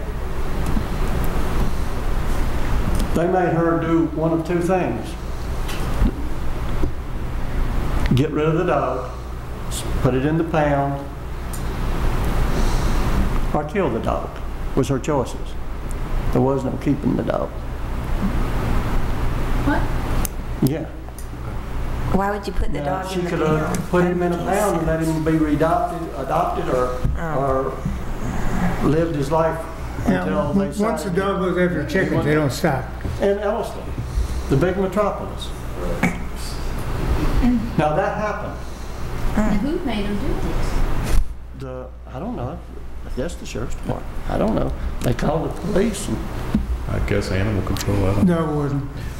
I don't know who. Do you know the law on that one? I know Usually, I know she ended up having to take the dog down there, and this was a dog that she had in college that a car had run over, and that nobody would claim it, and she picked it up and took it to a vet and spent about $600 on it. And she loses her dog over a damn chicken. usually when they get into chickens, sheep is really bad. You can have dogs get into sheep, and once they taste that blood, they don't quit. They don't quit. I mean, it's that's what worries me more than anything. Yeah. So I've shot at a dog. I had 48 chickens when I went to work one day. When I came home, I had 28. I went to work the next day. I came home, I had 8. Okay? I had dogs, I had minks, I had raccoons, I had possums eating eggs. My daughter shot a possum in the egg box one morning, trying to go collect the eggs. We had a black snake that was 6.5 feet long. Had 6 eggs in them. Yeah, but they got to eat too. Well, they got to eat too. But these are the things that are going to happen. They will attract them, especially if you're in a semi-ag area, whether it's zoned R1 or RR or A1. Right. Yeah, but I sort of like the ordinance here, and on the road with that Hartman guy on Channel 7 is where on the CBS News every Friday they go somewhere. That's where we sing that at. That's just happened to think. But I think that when you look at it, you may have an ordinance. Everybody's not going to have chickens. I mean, that's not going to open the floodgate. But the 2 or 3 people that want chickens, it sort of gives them an opportunity to be able to have chickens. And you watch these, I guess, human interest stories where they have 6 chickens, they raise their eggs and so forth. And we're always talking about going back to the roots, doing this and doing that. I'm gonna tell you, and I get some what we call country eggs from people, and those are the best eggs. They're really good. They are really, really good. And I think that it's not like we're gonna have a flood of people. We got an ordinance. Oh, the ordinance passed. It's not going to be a line with southern states, people buying chicken wire and ordering chickens and things like that. Yeah, but they won't be able to buy them from the people that supply you anymore because they're raising their own. I would point out that rezoning is definitely a possibility for everybody. It's just an unknown for them, and it's a substantial investment. I understand that. For just to have the chickens, so that's the only point of that. I don't like people from the town coming to the country and trying to turn us into town. And at the same time, I don't think we need to turn the town into the country because you're going to cause. And frankly, that's what some of the planning commission members said. Well, just let them have chickens. If the raccoons come in and eat them all up. The next step but it's not the raccoons that are going to bother me with the chickens. It's with the neighbors. Vote on it tonight, or guess thumbs up, whether we want a public hearing or not. I guess in some ways, I think what we're trying to do and what Matt's suggestion bring it to a resolve. Bring it to a resolve. If there's 4 of us here that think, hey, listen, I want to at least have a public hearing and I want to move forward with it, we give it a thumbs up.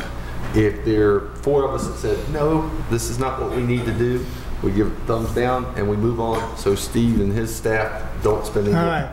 Are we ready for a consensus? Or do we do this after the... Advertising for a public hearing is not going to cause a lot more staff time. So, I mean, if that's what you want to do, that's fine.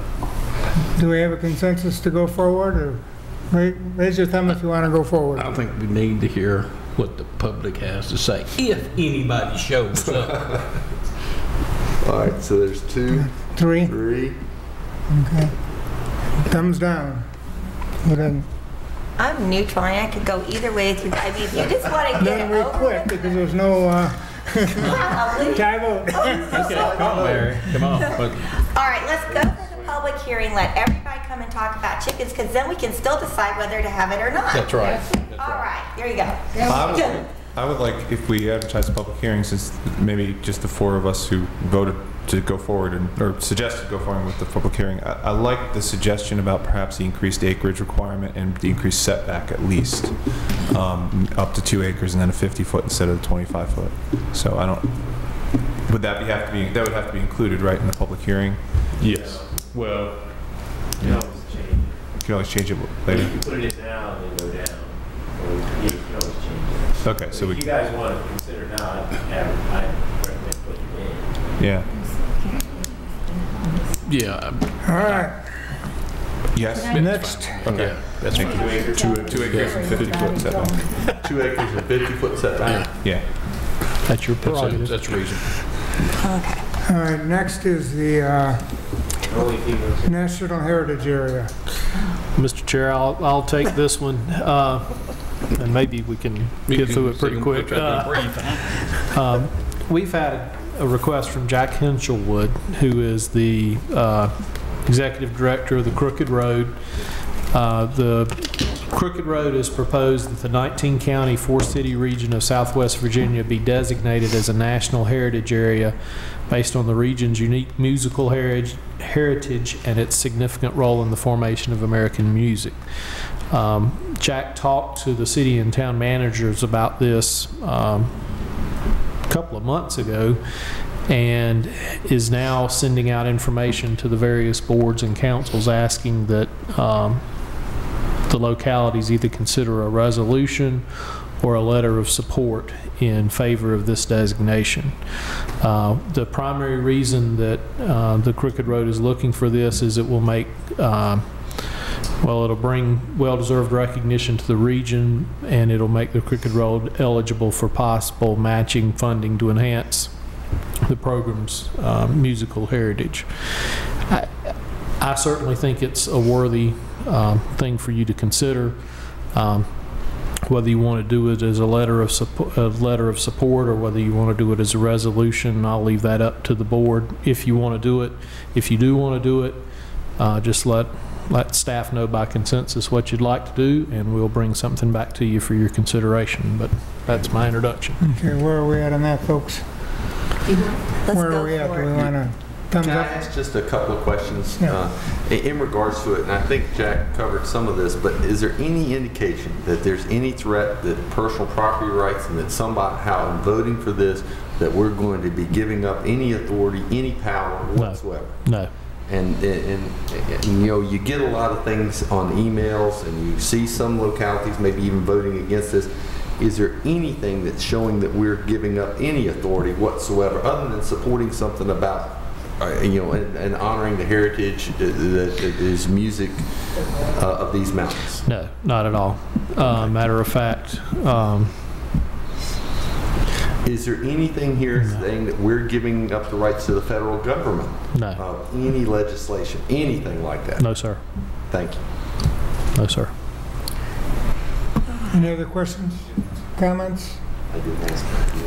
Well, the same people who opposed Agenda 21 oppose this for the reasons which Chris Yes, says. ma'am. I'd like to go forward with a resolution of support. Yeah, I would too, when we come out. I think Do we it's, want? Yeah. Wait. I till think it's a Bill- great idea. I'm certainly in support of it. I'm in support of it. They're doing some tremendous work down there. Lisa Bleakley, our new tourism director, is working very closely with them, and a lot of good programs going on down there. I certainly support it. Should we move for a short recess? I would think so. Do we have to end? Well, you got to come You out have of to work come out of session. work session. Work session. Can we do that with our vice chair and share? Well, We're- Yeah, People just are say, gone. I make a motion to go out of work session. I second. Aye. All in favor? Aye. Yes, we do. Mr. Brown's back, he's got his... We already made a motion to go out of work session and had a second. So you need to say roll call. Oh, I forgot Jim's gone. Would the clerk please call roll? Mr. Gabriele. Aye. Mr. Creed. Aye. Ms. Perkins. Aye. Ms. Biggs. Aye. Mr. Tuck. Aye. Vice Chair We're taking a little break then, huh? And if I can just add one thing, you're certainly welcome to pass a motion to tell us to do a resolution. I certainly got the consensus from the group you want us to do that, so we'll have that for the next board agenda, so you don't need any formal action on that. Mr. Brad, we maybe have a 5-minute break? Please, yeah. We'll break for 5 minutes. Okay. We're done. Thumbs up or thumbs down? We're done. We're done? We adjourned Yeah. work session. You left, so we finished everything. Oh my God. Just kidding. Thank you. The consensus was to move forward with a public hearing. Just be sure you check it. On the Heritage Trail? Oh, that No, got, it's the not. consensus on that was to move forward with a resolution of support. And I'll bring that back to the next meeting. All right. Whoops. All right, now I gotta find out where I'm at. We're at the resolution, we're in new business. All right, the next item is new business, and that's a resolution of recognition for Nanny B. Harrison. Do I I'd have like to move that, and then I want to comment on it after it's seconded. got a motion? Do I have a second? I'll second it. And discussion, Ms. Biggs? Yeah, I want to thank the staff for the resolution and just remind everyone that this Wednesday evening is when Nanny's going to be recognized, and I plan on attending. It's the Strong Men and Women, and she's one of 8 people to be recognized, African American citizens who have made a difference in our Commonwealth. Of the 8, 2 that they're recognizing are actually no longer living.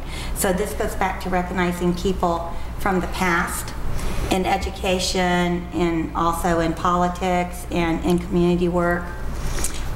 It's a very, very great honor. And our library is the one that really came up with it, and my school was a co-sponsor along with the library. But this whole program is sponsored by the Dominion Virginia Power and the Library of Virginia. And so we should be very honored that we have Nanny representing us, all of Montgomery County, on Wednesday. I'm just very excited. And so the library decided to have a special recognition for her, and it's under justification, February 24th at the Christiansburg Library. It's on a Sunday at 2 p.m. And at the library board meeting, it was expressly said to make sure everyone could put that on their calendar that could possibly come. And they would look forward to seeing everyone there. So just wanted to bring that to your attention. Okay. Any other comments? Saturday? Sunday, Sunday. I'm sorry. Yeah, what time? 2 2 p.m. o'clock. It's down under the justification. Yeah. Just to add to what Mary said is that I was fortunate to know John and Nan both.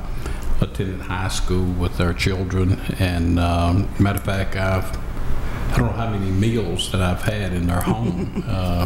And matter of fact, I talked to her a week or so ago when she's trying to get Mary's number and things like this. She called me and called Bill. Yeah, and but she's 91 years old and still going strong. Yeah. 91. Yeah. Well, I talked to her a couple Sundays ago because they wanted her to come speak over at Bill Heath School for the Martin Luther King Day. So some way, when she called, said she couldn't make it or whatever, and said, I gave him your name and so forth. And I said, just because it's you.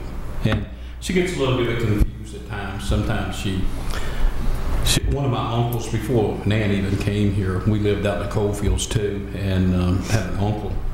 It was Leroy Brown, and she sort of thinks Leroy was my brother. She said, oh, I still got that lump of coal your brother gave me, And of course, I let Leroy be my brother instead of my uncle so we can get past it. So, but she's a super nice lady, and I guess the bus that's down in the speaks well.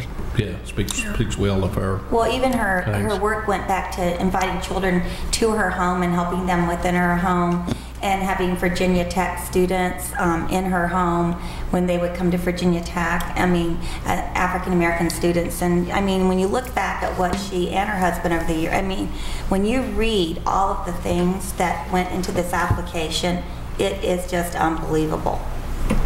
So it's going to be a very exciting thing. Any other comments? I just Okay, roll echo call, those. please. Mr. Creed? Aye. Ms. Perkins? Aye. Mr. Brown? Aye. Ms. Biggs? Aye. Mr. Tuck? Aye. Mr. Gabriele? Aye. Chair Politis? Aye. 7 ayes. All right, the next item is County Attorney's Report. County Administrator's Report. Mr. Chair, I do have a couple of items, and hopefully these won't take too long this evening. I'll ask you to pass those down.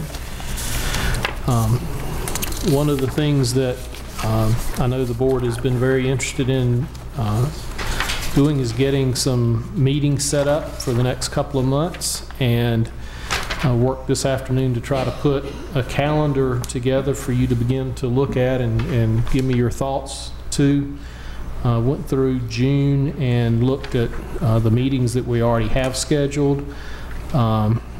And for example, in February, we've got meetings already scheduled for the 4th, 11th, and 25th.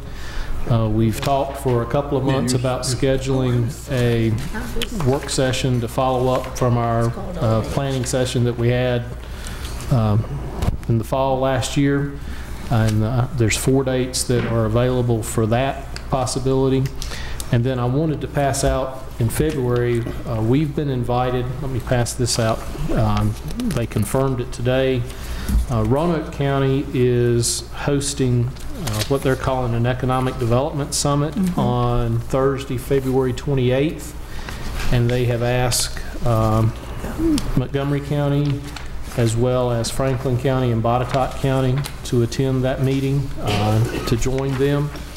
I know one of the things we had on our list of priorities for this year is to try to establish a more of a relationship with Roanoke County. Clay and I had talked about this, and when their new board chair was elected, Mr. Altizer, he wanted to hold a summit to have several groups at one time, and that's what they've decided to do on February 28th. So I wanted to make that information available to you. As soon as you know whether or not you'll be able to attend that on the 28th, let me know, and I'll certainly get that back to the Roanoke County folks. So you're going to They tell got an us hour what... on that? 6 o'clock. It's 6 o'clock. It says on the front 6, page. but where's the Green Ridge? That's a If it's their new recreation facility, as you go into Roanoke off of 81, you get on 581. It's that new recreation facility that they've built. I think you have to go down to Peters Creek Road and then go back through Valley Point. I think I'll get directions, but it's right off 581 in Roanoke. Well, I can tell, unfortunately, I won't be, and I really would like to attend that, but our school is having their open house that night where the kids do their plays and do all that, so I won't be able to come. And I know the school board's having their budget, capital budgeting meeting that night too. I think what happened is, as it says in that second paragraph, they've invited Botetourt, Franklin, Montgomery, cities of Roanoke and Salem, and the town of Vinton. So it's a big gathering. At some point in the months ahead, we still may want to have a meeting just with our 2 boards. So we'll continue to work on that. Moving forward on the calendar, in March, we have 5 meetings already scheduled for the board, and of course I'm including the PSA because that involves all 7 of you as well. We also identified on the calendar 7 possible dates for community meetings. My assumption is that you're going to want to try to, if you want to have those meetings, you're going to have them in March because we present the budget on March 4th. And then we have our public hearing on the 28th. You may want to have one in April, but so we tried to identify the dates in March that would work. Also, in order to try to start scheduling meetings with the town councils, the suggestion there was that one of those dates also we look at a meeting with the Christiansburg Town Council. We have not asked them for dates yet. I wanted to get the information to you guys first. Vicki helped me this afternoon, and we went through and tried to make sure that we marked out any dates where we knew the town councils would have meetings so we wouldn't conflict. But so there's what I'll need for the March calendar is some feedback from the board on if you want to have community meetings, how many do you want, where do you want them? And then we'll work to find a place and the dates. Moving forward into April, we have 4 meetings scheduled for April. Also, in talking with the school superintendent last week, she suggested that we try to plan our our next joint meeting with the school board in April. And the 7 dates that I have listed there are possibilities on the calendar that appeared that we could try to set up a meeting with the school board. Then in May, we have 3 meetings already scheduled, and May was fairly wide open as far as the calendar goes, and my suggestion at that point was that we try to set up a meeting with the Blacksburg Town Council in May and have the date suggested there. And then in June, right now we only have 3 meetings, but we can certainly defer any of those. This is simply a working document to try to get some thought processes going and some ideas, so staff can get busy trying to secure facilities or secure dates with the other parties for meetings. So not really expecting any answers on this tonight, but I did want to put it in your hands. I will also email it to you. But I guess one of the things we do need direction on is with regard to the community meetings, as far as how many and where. Could we spend a little time talking about this, the dates, and would that be all right with everyone? Blake stares. Yes. Yeah. Okay. Well, I was thinking. Well, one thing I wanted to suggest is that perhaps we could switch the months that we meet with the Christiansburg and Blacksburg Town Council, so that we meet with Blacksburg in March. Just with everything that we're going to be, everything we're going to be dealing with them. That's fine. It was just, it might be better to meet with them kind of sooner rather than later. So, as far as the community meetings, I would like to have at least 2, perhaps one in the eastern part of the county and then one on the other side of the county as well. What I was going to suggest I'm glad Craig brought this up, is that on March 18th we have a special budget work session, which we did last year, and as I remember, there wasn't a whole lot of discussion actually during that time. So maybe instead of having a special work session, we could have a work session during our meeting, perhaps on the 25th or something, and use that particular date for one of the public meetings, one of the community meetings, since it's already kind of on the calendar already. And then we could figure out one of these other dates for another community meeting. Fine. Go ahead. Is the March 28th date for the budget public hearing? That's on a Thursday, right? Yes, ma'am. So is that set in stone? That's a community services board. It's not set in stone. If you remember, several months ago, we were trying to pin down the budget public hearing date and the date of adoption for the budget. And we floated March 28th, and actually we floated April 16th for the adoption of the budget, but apparently there's a school board meeting that night, I believe, and to be honest, we never reached I didn't feel we ever reached consensus on when those were going to be. So when I was putting this together this afternoon, I went back to the original dates we had talked about, which were March 28th and April 15th. But if we need to move those, we can move those. What about April 4th? If Mary can't be there on the 28th, the public hearing has to come how far ahead of the adoption? Or does it matter? Is it 7 days? Okay. It's not that far though. 7 days. I think it's 7 days. I was thinking. I'll be out of town on the 4th, and I can't miss another one.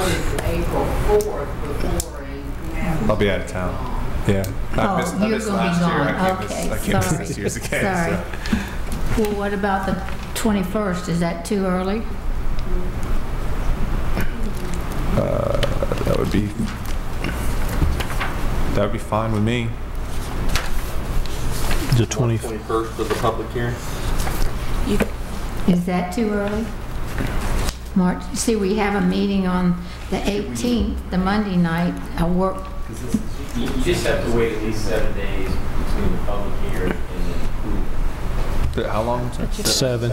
So whenever One you, thing that has to be factored in But is that there's no maximum. you have to Okay. vote for an advertised tax rate and an advertised budget. If memory serves me, we were going to do that on the 18th, I believe. Set the tax rate then, yeah. You have to vote to have whatever you're going to advertise. Yeah. I don't have the calendar in front of me, so I think initially it was the presentation of the budgets on the what date? on the 4th. On the 4th. And then we have a regular meeting on the 11th, and then a budget work session on the 18th. And I did not bring the budget calendar, but that may be when we said we needed to set I think we were going to set the advertised rate and stuff so we can get it. We have to advertise it, and I forget this every time. I think it's 7 days, not 14, before the public hearing. So those are the only deadlines we're working from, is making sure that we have the advertised tax rate and advertised budget. We get those advertised at least 7 days before the public hearing. What about the 27th? A Wednesday is a Wednesday night, not a good night. Not for me. Previously, people had Because commitments people with go to church. Right. I'll just tell them I can't come to the community services thing. I'll miss it for 2 months, but I guess as long as I give notice, it's okay. Well, I have the 21st. Planning District Commission on If we set the the tax rate 28th to 18th, too. we wouldn't have 7 So- days to Oh, okay, advertise. okay. I'm sorry, there's what was something about church? Well, Wednesdays. Wednesdays are bad. Wednesdays, people go to. right now, again, we had suggested the public hearing on the 28th, and for some reason I remember some discussion that was 10 days after the work session, but I don't think that's a statutory requirement. I don't think there's a 10-day No, thing. we have to make sure before the public hearing, if you back up 7 days, it has to be advertised 7 days before the public hearing. It has to show up in the paper, and then you need at least 3 days in order to be able to get it in a publication. So we're really pushing it with the 18th to get it in for the 28th. What's the, What about voting on it on the 11th? And then that way, or does that put too much pressure because is getting the state budget in and... No, it's totally, by the time we present the budget, now the key is if you're willing to advertise what's proposed, it's just a matter of adopting the resolution and the tax rate that goes with it. Then we'll do all the publications and do the advertisements, and we're ready to go. If you all want to have discussion around something different than what's proposed, you need to build that into your calendar. well, what about How are we Tuesday? going to know that until we get... You won't. You won't. And I guess that, my concern with March in particular is we need to nail those dates down, because if we're trying to schedule 2 community meetings and a meeting with the Blacksburg Council, the number... There's only so many days in March, and then there's some kind of basketball thing that goes on. March Madness. March Madness. Is that what it is? Is that What why I about watch the TV so much? 26th? That's a Tuesday. Is a Tuesday not a good night? You might want to mark those off. What? Tuesday's fine, Thursday's not. The 26th for the public hearing, is that what you're suggesting, Ms. Perkins? Yeah. 26th of what? March. So you would have the regular board meeting on the 25th and then a special board meeting on the 26th. Why do I not have the board meeting on the 25th? Okay, if you're talking about the public hearing on the 26th, Yes, ma'am. okay, you got to back up 7 days, put 3 days on that, at least 10 days before you've got to have the advertised rate 1, 2, 3, 4, and the 5, budget. 6. And what's the regular meeting before that? The Count 11th? 11th and the 25th. I count just 9 days on the 26th. So you'd have to do the 11th or set another special meeting. I want to go to that following. Is that the madness 11th, part? No. Well, on the That'll 11th, give you time for the public. on the 11th of April is when we have our Leading Lights banquet, that big thing with a couple hundred people, 250 people there. I do. Well, I would suggest that we come up with one when we're going to vote, make the final vote, And then back it up. and back up from there, and we'll get one, and we'll go back and find out what that's got to be for the next one, backwards. And when we get through, we'll be there. What about April We're 2nd? jumping around awful.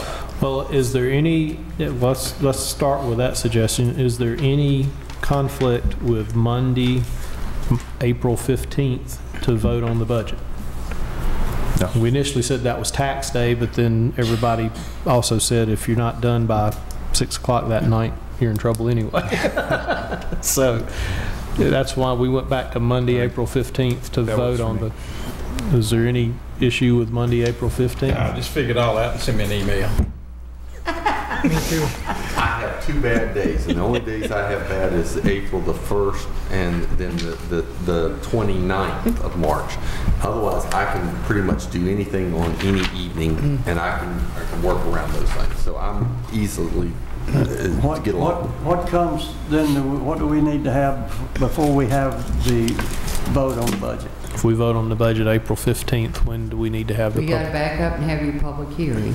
There's got to be at least 7 days between the vote and the public hearing. So I you think could it's have, 7. so you could, Public hearing could be on the 8th. yes, sir, you could.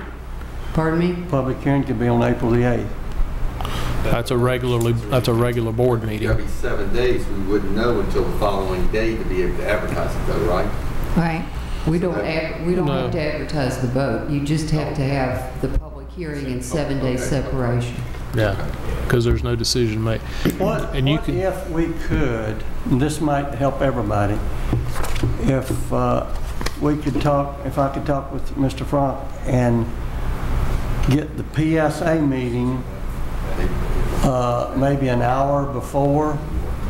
like, start at 6 to 7, Yeah, 6 to 7, and then do the budget public Do the hearing at budget. 7 on that same day, on April What 1st, day, on April what day are we 1st. talking about? April the 1st. Monday, April Oh, we can 1st. do that, that's March Madness. That's I won't be here. No, it's on a Only Monday. bad days for me. He won't be here during that I will whole be week. on a train coming back from New York City. We could get on the Okay, so train. you wasn't going to be here for the PSA meeting. Shame. I hope to be back, but you never know about trains. Okay. That's why I What wanted about to put, Tuesday the 2nd? That would be fine. There's a school board He's meeting going to that be day. gone, right? That's the school board night. Okay, I see here on this thing that we had April the 3rd, 4th, 11th, 17th. So the 3rd or 4th could be in there. No, I'll be out of town. he'll be gone. Okay. On the 4th and the 3rd's a Wednesday? Yeah. Is that right? Will you be gone that whole week, Matt? Just the Thursday and Friday. 3rd and the 4th. The 4th What and about- 5th. what about the 3rd? What did we say about the 2nd? That wasn't good? Could do the 3rd. It's I not think ideal there for was me, a but- school board meeting on the April 2nd. 2nd. That's right. Wednesday's a bad night. Did you say April 3rd was possible, or? April 3rd's a Wednesday. Still a church meeting. It's church night. What about March 26th? March 26th, I think we were on that. That's a Tuesday. That was suggested earlier. That's the day after the regular board meeting on the 25th. The only thing that makes that hard is that you're going to have to approve what Oh, the 10 days. advertised tax rate a little bit sooner. Yeah, but we'll work, Yeah, if we can nail you'll have to do that. You can't do it on the 18th. There Right, won't well, be enough time. well, let's don't even talk about that. If we can nail the 26th, then Oh, we'll we're back still up. backing up. Yeah, Okay, if we- 26, back up 10 days. Yeah, if we nail the 26th for the public hearing, which is a Count Tuesday, Saturdays and Sundays? Yes. count backwards and tell me what we got to do for Eight, nine. setting the tax rate. It's 9 days. Vote. I'm tired, I can't do that. You just have to vote. 2, 3, 4, 5, 6, 7. Why are we not doing this on the 28th? Somebody had a conflict. Well, I just said. Oh, you had leading lights and. I have a meeting on that and night. you have, I had, And I would prefer not to do it. I could move things around too, so then the 28th. is Tuesday, March 26th okay with everybody for the public hearing? Let's grab it and run on, put some All more right, change. lock that one down. Now let's back up and figure out 10 days. All right, that's the Well, you're 16th. going to have to go back And to in 10 days or more days are even better. Well, we have a regularly 14th. scheduled board meeting on March 11th. You have to set it. Or schedule another meeting. Later You can- that week, yeah. What about the 14th? Is it Thursday? You could do it on Thursday, the 14th. I mean, like I said, if you're ready to, you won't know till you get the Right. document, You'll but get if it you're on- ready to do it on the 11th, we could go ahead and do it then. If not, you'll have to have another date planned for, Do we have to advertise that we're going to vote on the text? So if we are ready, we could vote on it and we could cancel the later meeting? yes, Okay. yes.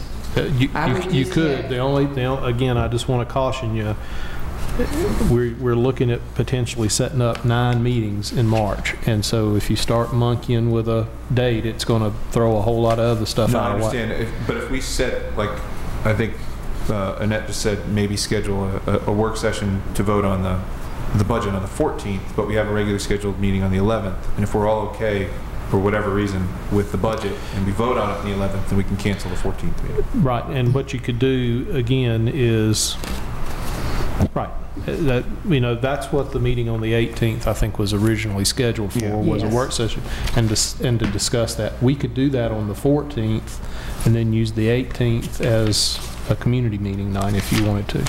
Do it on the 14th of what? March. March. Don't you have to advertise something saying that you might vote on it?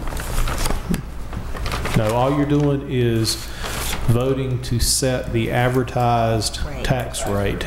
And then that's why you have the public hearing, is to let folks come and comment on what you've decided to set. On the advertised public, okay, so when is it going to be advertised?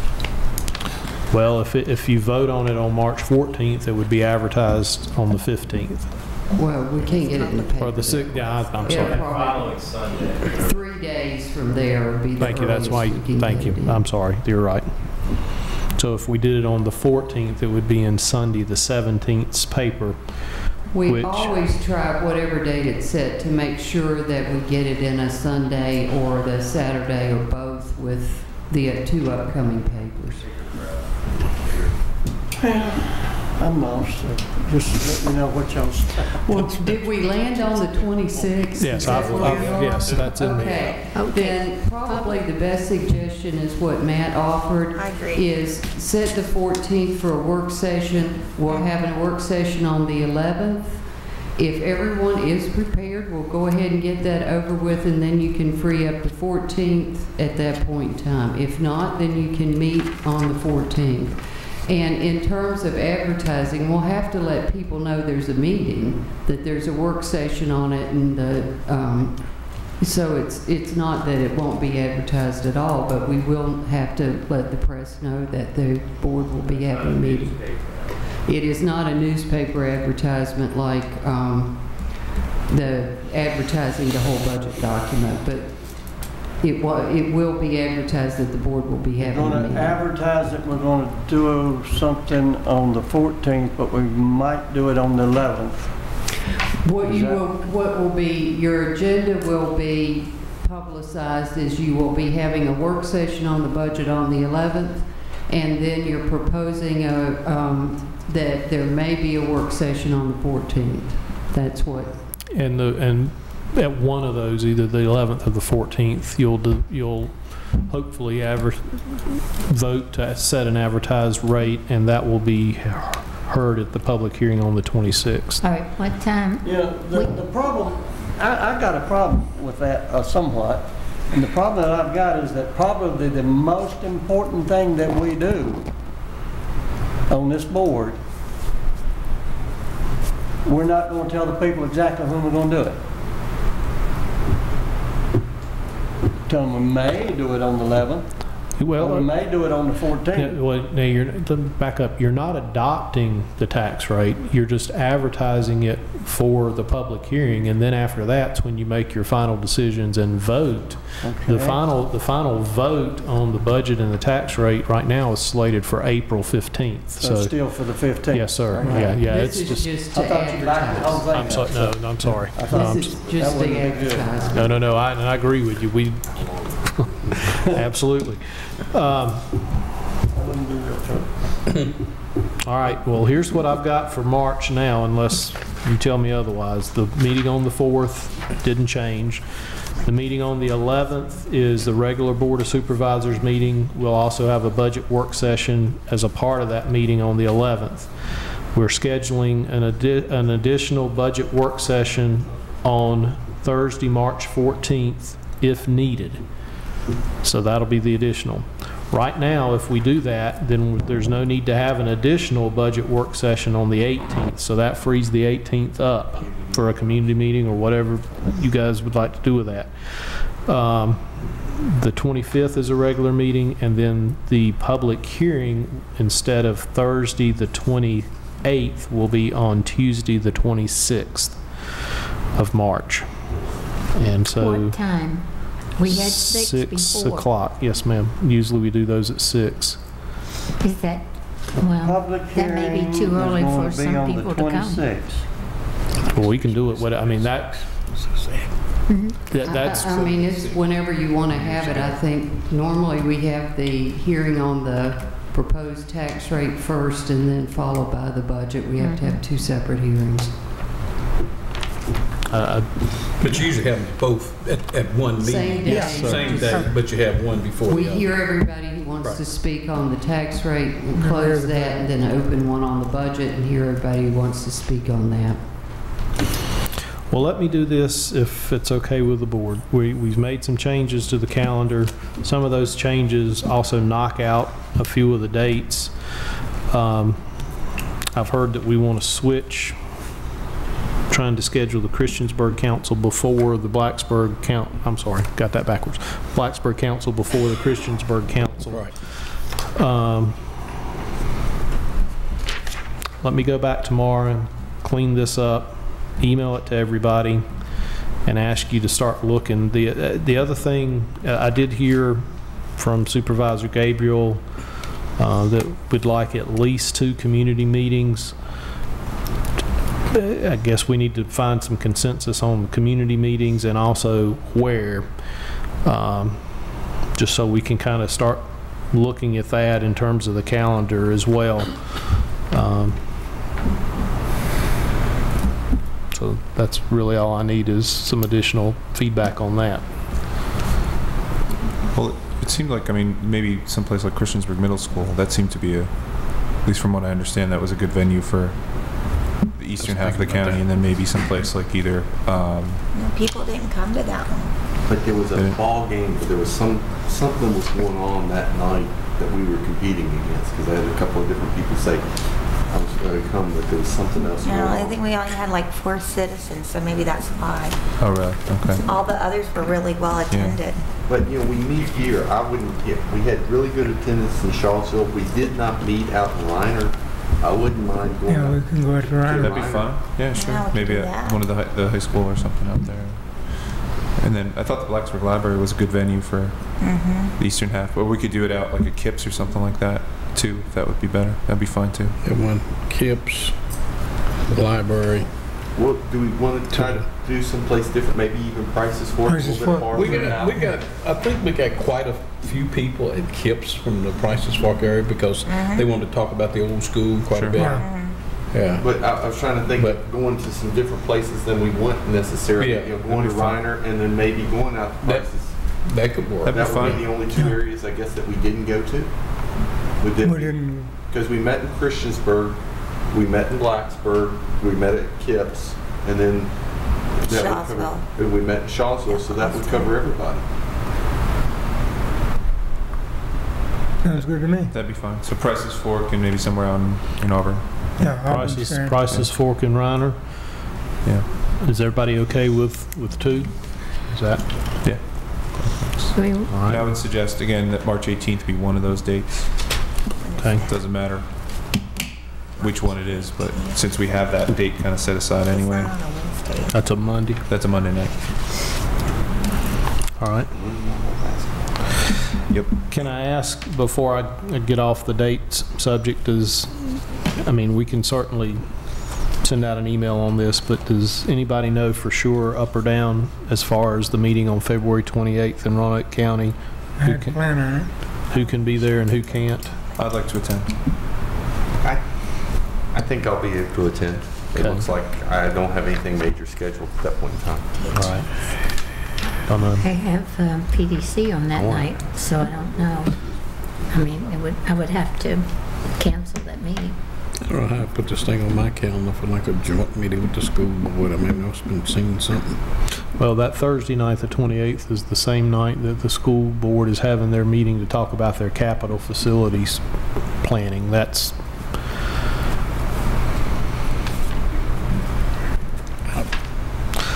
what I'll go ahead and do, because I probably can go. It's 1, 2, Mary, 3. you have what? Community services? Well, I do, but I have to do my, What? my open house. Oh, That's your where we're open having our open house. I'll probably go ahead and respond with 5, and then if that covers. But I like your idea about having a meeting maybe later on, just with Roanoke County. That would be good. Clay and I talked about that. And that was the original plan, but as Chair Altizer started talking, he wanted to have a meeting with everybody. So It's good. that covers the calendar. Thank you for your indulgence with that, because wanted to get that started. I did want to mention to you that, as you're probably aware, several of us will be attending the VACO Legislative Day on Thursday, leaving on Wednesday evening, be back sometime on Friday. And Mr. Chair, that is all I have. Okay. Ms. Perkins. Okay, I just have a couple of things. I know that Ms. Biggs and I attended a meeting on Saturday, which was really, I guess, a diversity meeting. I'm not sure what the actual title of it was. It was race relations in Montgomery County. Formal race relations. What, Mary? Race relations in Montgomery County as they are today. Yes, and that was an excellent presentation and an opportunity for us to discuss various aspects of race relations in Montgomery County. And you were there too, Matt. So we were able to talk with people individually or at tables and somewhat informally. But I don't know when there will be a follow-up meeting to that. I don't think that was decided. But a large number of people attended that meeting.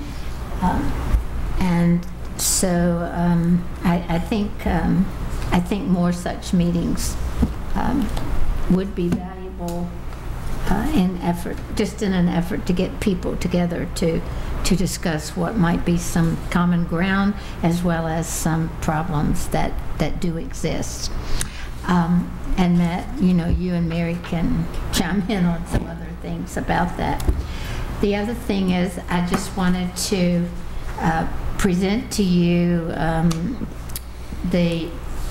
I attended the PDC meeting on Thursday night, and I said I would try to give you some information. I don't know if,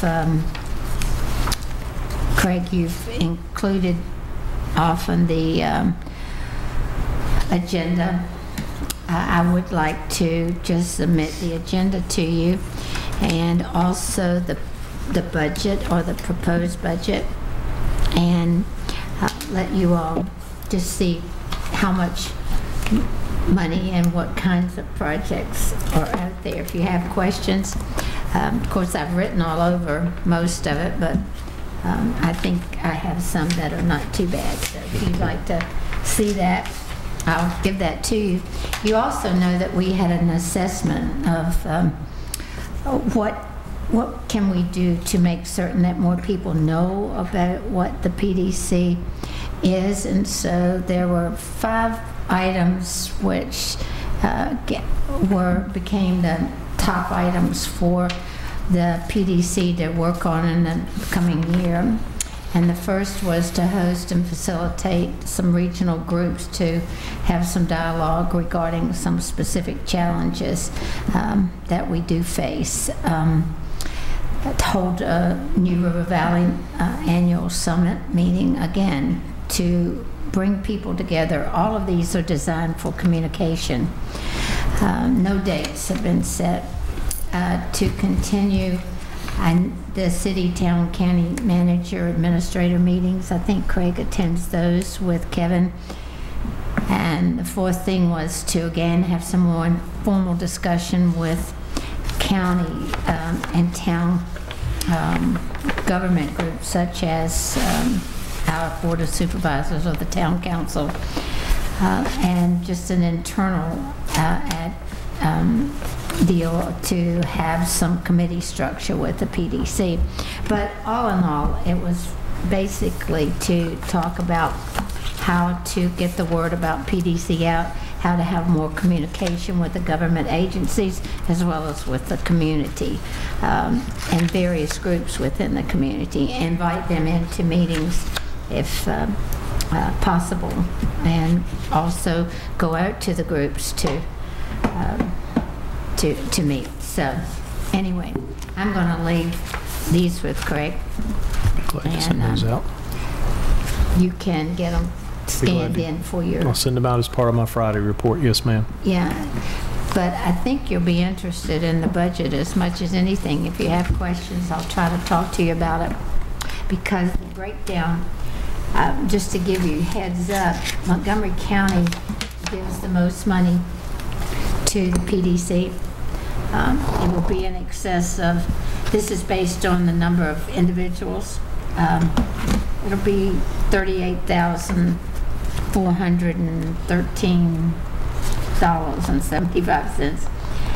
Blacksburg, actually Blacksburg has the most, I'm sorry.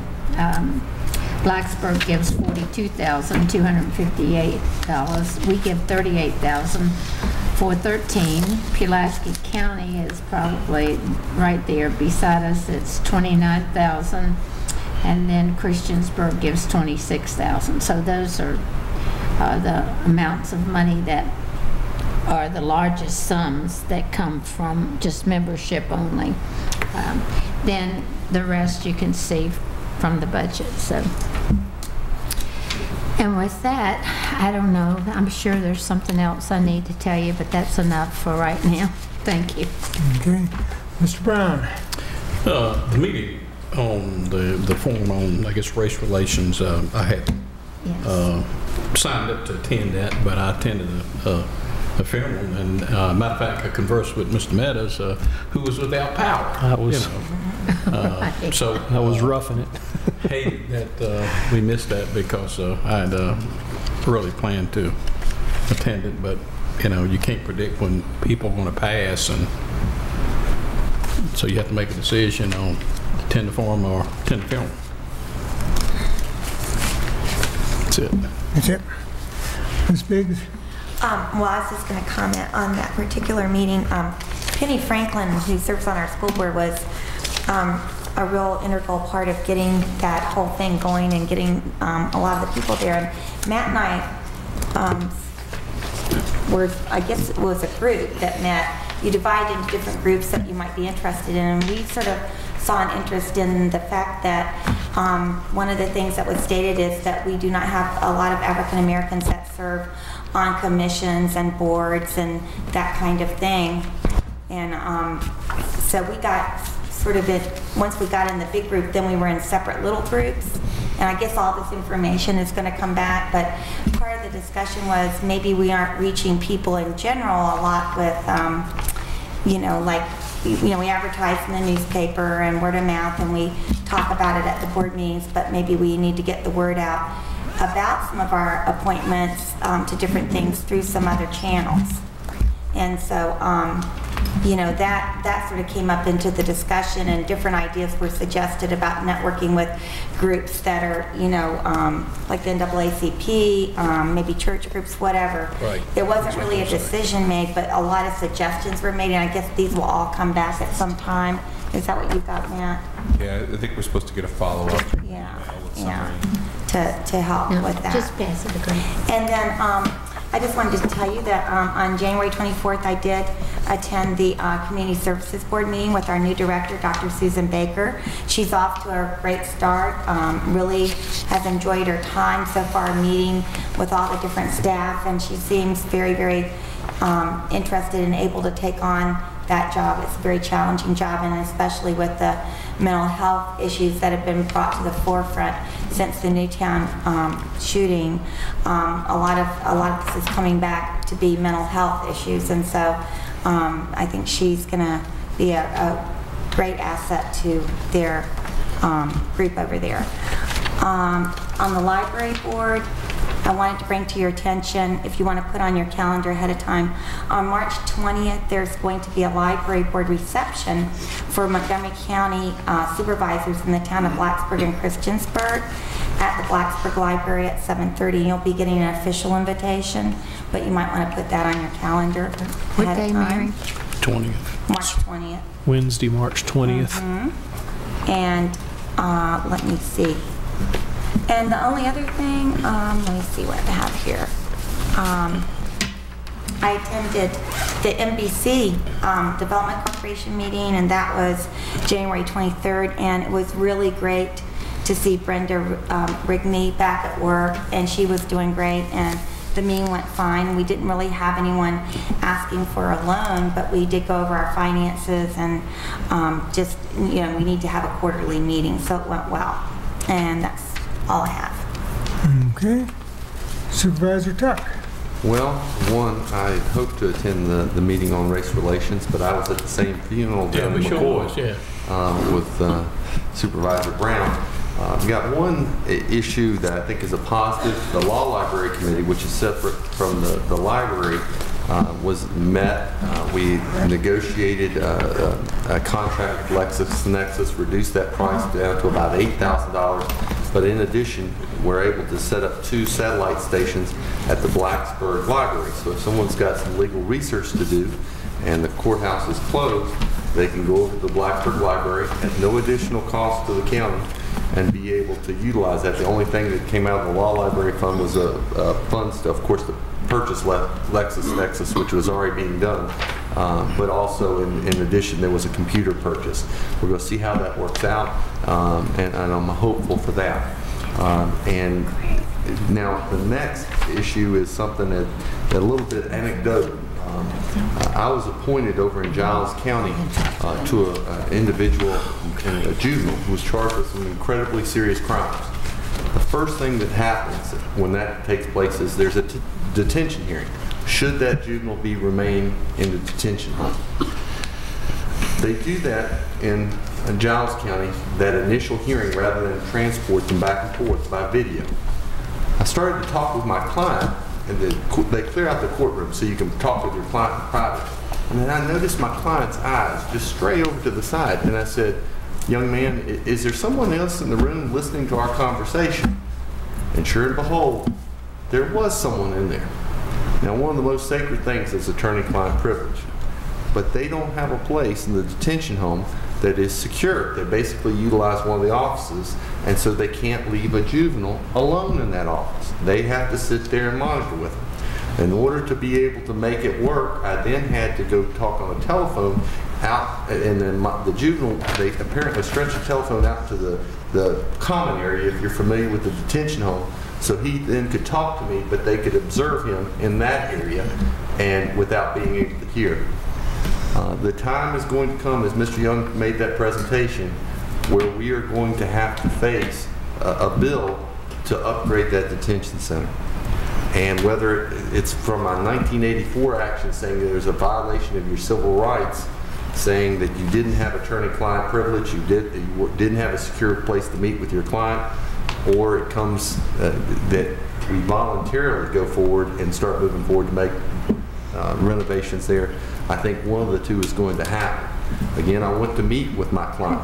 Where did I have to meet with my client this evening? I had to meet in a general open room where they looked in a control room to observe me. Periodically, no fault of their own, the kitchen lady came out. I had to stop talking with my client because she was there trying to do her job. There is no place to be able to talk with your client. And I'm representing somebody who, if they were adults, they could go to prison for the rest of their life. And that juvenile has the same rights as an adult. And so we talk about a lot of the school budget and a lot of things that the school has needs, but the county has to face a lot of other demands. And we need to keep in mind that there's a lot of demands on us and that we need to make sure that we do have some funds set aside to make those kind of capital improvements. Thank you. Supervisor Gabriele. Thank you. Just two very brief things. Went to the school board meeting last Tuesday. The construction is all on schedule and apparently on budget. And I would encourage you to look at the PowerPoint presentation about the facilities assessment report. There was an itemized list, and there was also a suggested 20-year capital improvement project that the school board will be discussing as we've talked about during their capital discussion on February 28th. They talked a little bit about the budget. There was really no update. It's just not good. So yeah, I'm not even going to talk about that. The other thing I'll just very briefly mention, I too went to the discussion on race relations. The one thing I just wanted to add is that, again, kind of in the small group that Mary and I just happened to wind up being in was about consciously trying to reach out into different minority communities just to solicit applications, both for commissions and boards, but also for job openings as well. And I think that's something that I'm sure that our HR people are doing, but I want to just make sure that that's done, and I'd like to perhaps have a little bit more discussion about ways that we can facilitate as board members outreach into those communities, what types of church groups, what types of other organizations like the NAACP, other professional organizations, minority professional organizations that should be simply notified that there are job openings and board openings and things like that, so we can boost our pool of applicants. One of the things that we always don't complain about, but we always worry about, is the lack of quality applicants for things like boards and commissions, and so anything that we can do to facilitate that, I think, will be very useful, and we need to keep minority communities in mind while we're doing that too. So, and that's all I have. Thank you. Okay. Supervisor Creed. Yeah, got a couple of little things, but something that Mr. Tuck said there a minute ago just kind of bothered me, and I jotted down something here that I would like to ask a question about, and that would be, could you not, if you were in Montgomery County, could you not use the courthouse in Christiansburg to talk back and forth with? For me, I don't want to wait to meet somebody at the courthouse, especially if not if they're just retained, but if they're court appointed, they already feel like, is this guy going to do a good job? And to meet that first detention hearing in Montgomery County, they do normally transport. Well, that's what I'm talking about. Okay, all right. That initially, they normally do transport that individual, and because there's no other alternative, he's just been charged. Should he be detained? It's almost like a bond hearing. And so you will be meeting them for the first time at the courthouse. And now I understand your question. Montgomery County does transport them, and you can meet with them in private there. But these other localities that are a part of the detention home are utilizing, they've had escapes when they're doing transport, so they're utilizing this video in order to save cost and also to reduce risk. And I don't know if the other attorneys know that there is somebody sitting off camera listening to everything that their client says and effectively waiving attorney-client privilege. So, to me, it kind of shocked me. And if I hadn't noticed my client's eyes, I would have been asking him questions that could have implicated him in further crimes. Right, and I just wanted to make sure that if you were in Christiansburg and they may use it occasionally. Occasionally they may use it, but and Robbie can probably address this, but I think most of the time they transport because it's not a very far distance at all. Okay. You know, I actually about 2 months ago brought this up that Mr. Young and would be needing some stuff done over there, some building done, to make it a little more safe. So we're serving on a commission. There's been a feasibility study. There's been, if I'm not mistaken, I think a trip is planned Friday to tour a facility down in Stanton. And I think it's Giles, Montgomery, and Pulaski and Radford are the owners, so to speak. So depending on what happens in Richmond with the money and stuff, and so sometime probably in the future that he will be coming to the four owners to address some of the problems over there. Okay. Okay. Now, only a couple of things real quickly. The New River Resource Authority, I was appointed to that by the New River Solid Waste Authority this past 3 weeks ago, I guess. So, and in doing so, I can report to you that there is no increase on our waste that's going to go up there for this next year. So that should be a good thing. And it is also my understanding that there will be no increase on the solid waste authorities to the county, the way unless something changes from what we talked about the other day. So anyhow, I just thought those were two good things. We need something with no increase if we can get them. But both of those are there, and I will try to give y'all a report every month on that. And that's all I have. Okay. I've got a couple of things. Last week, I went to Richmond to the Virginia Cares State Board meeting, and one of the discussions we've had ever since I've been on the Cares Board was rights for ex-offenders when they're finished with probation and they're finished with paying their fines, automatically getting their civil rights back. And the governor has a proposal to do that, and Delegate Habib is on board with it. And I'm just wondering if the board would allow me to bring it up when we take our trip to Richmond tomorrow to our delegates and senators to try to do this. So everybody all right with that? I believe there was something in the paper just passed the House, or passed the Senate today, to the restoration of felons' rights for the Senate. And I thought it was killed. Delegate Habib's bill was killed in committee already. I don't know where it's at right now. We can find out when we get there. Yeah, we'll find out when we get there. Sure. Okay. If it's killed, I wouldn't bring it up.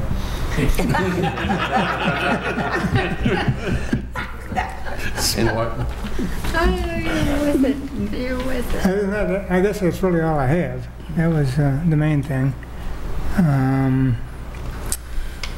If there's no other business to discuss, I move we adjourn. Chickens have wore me out.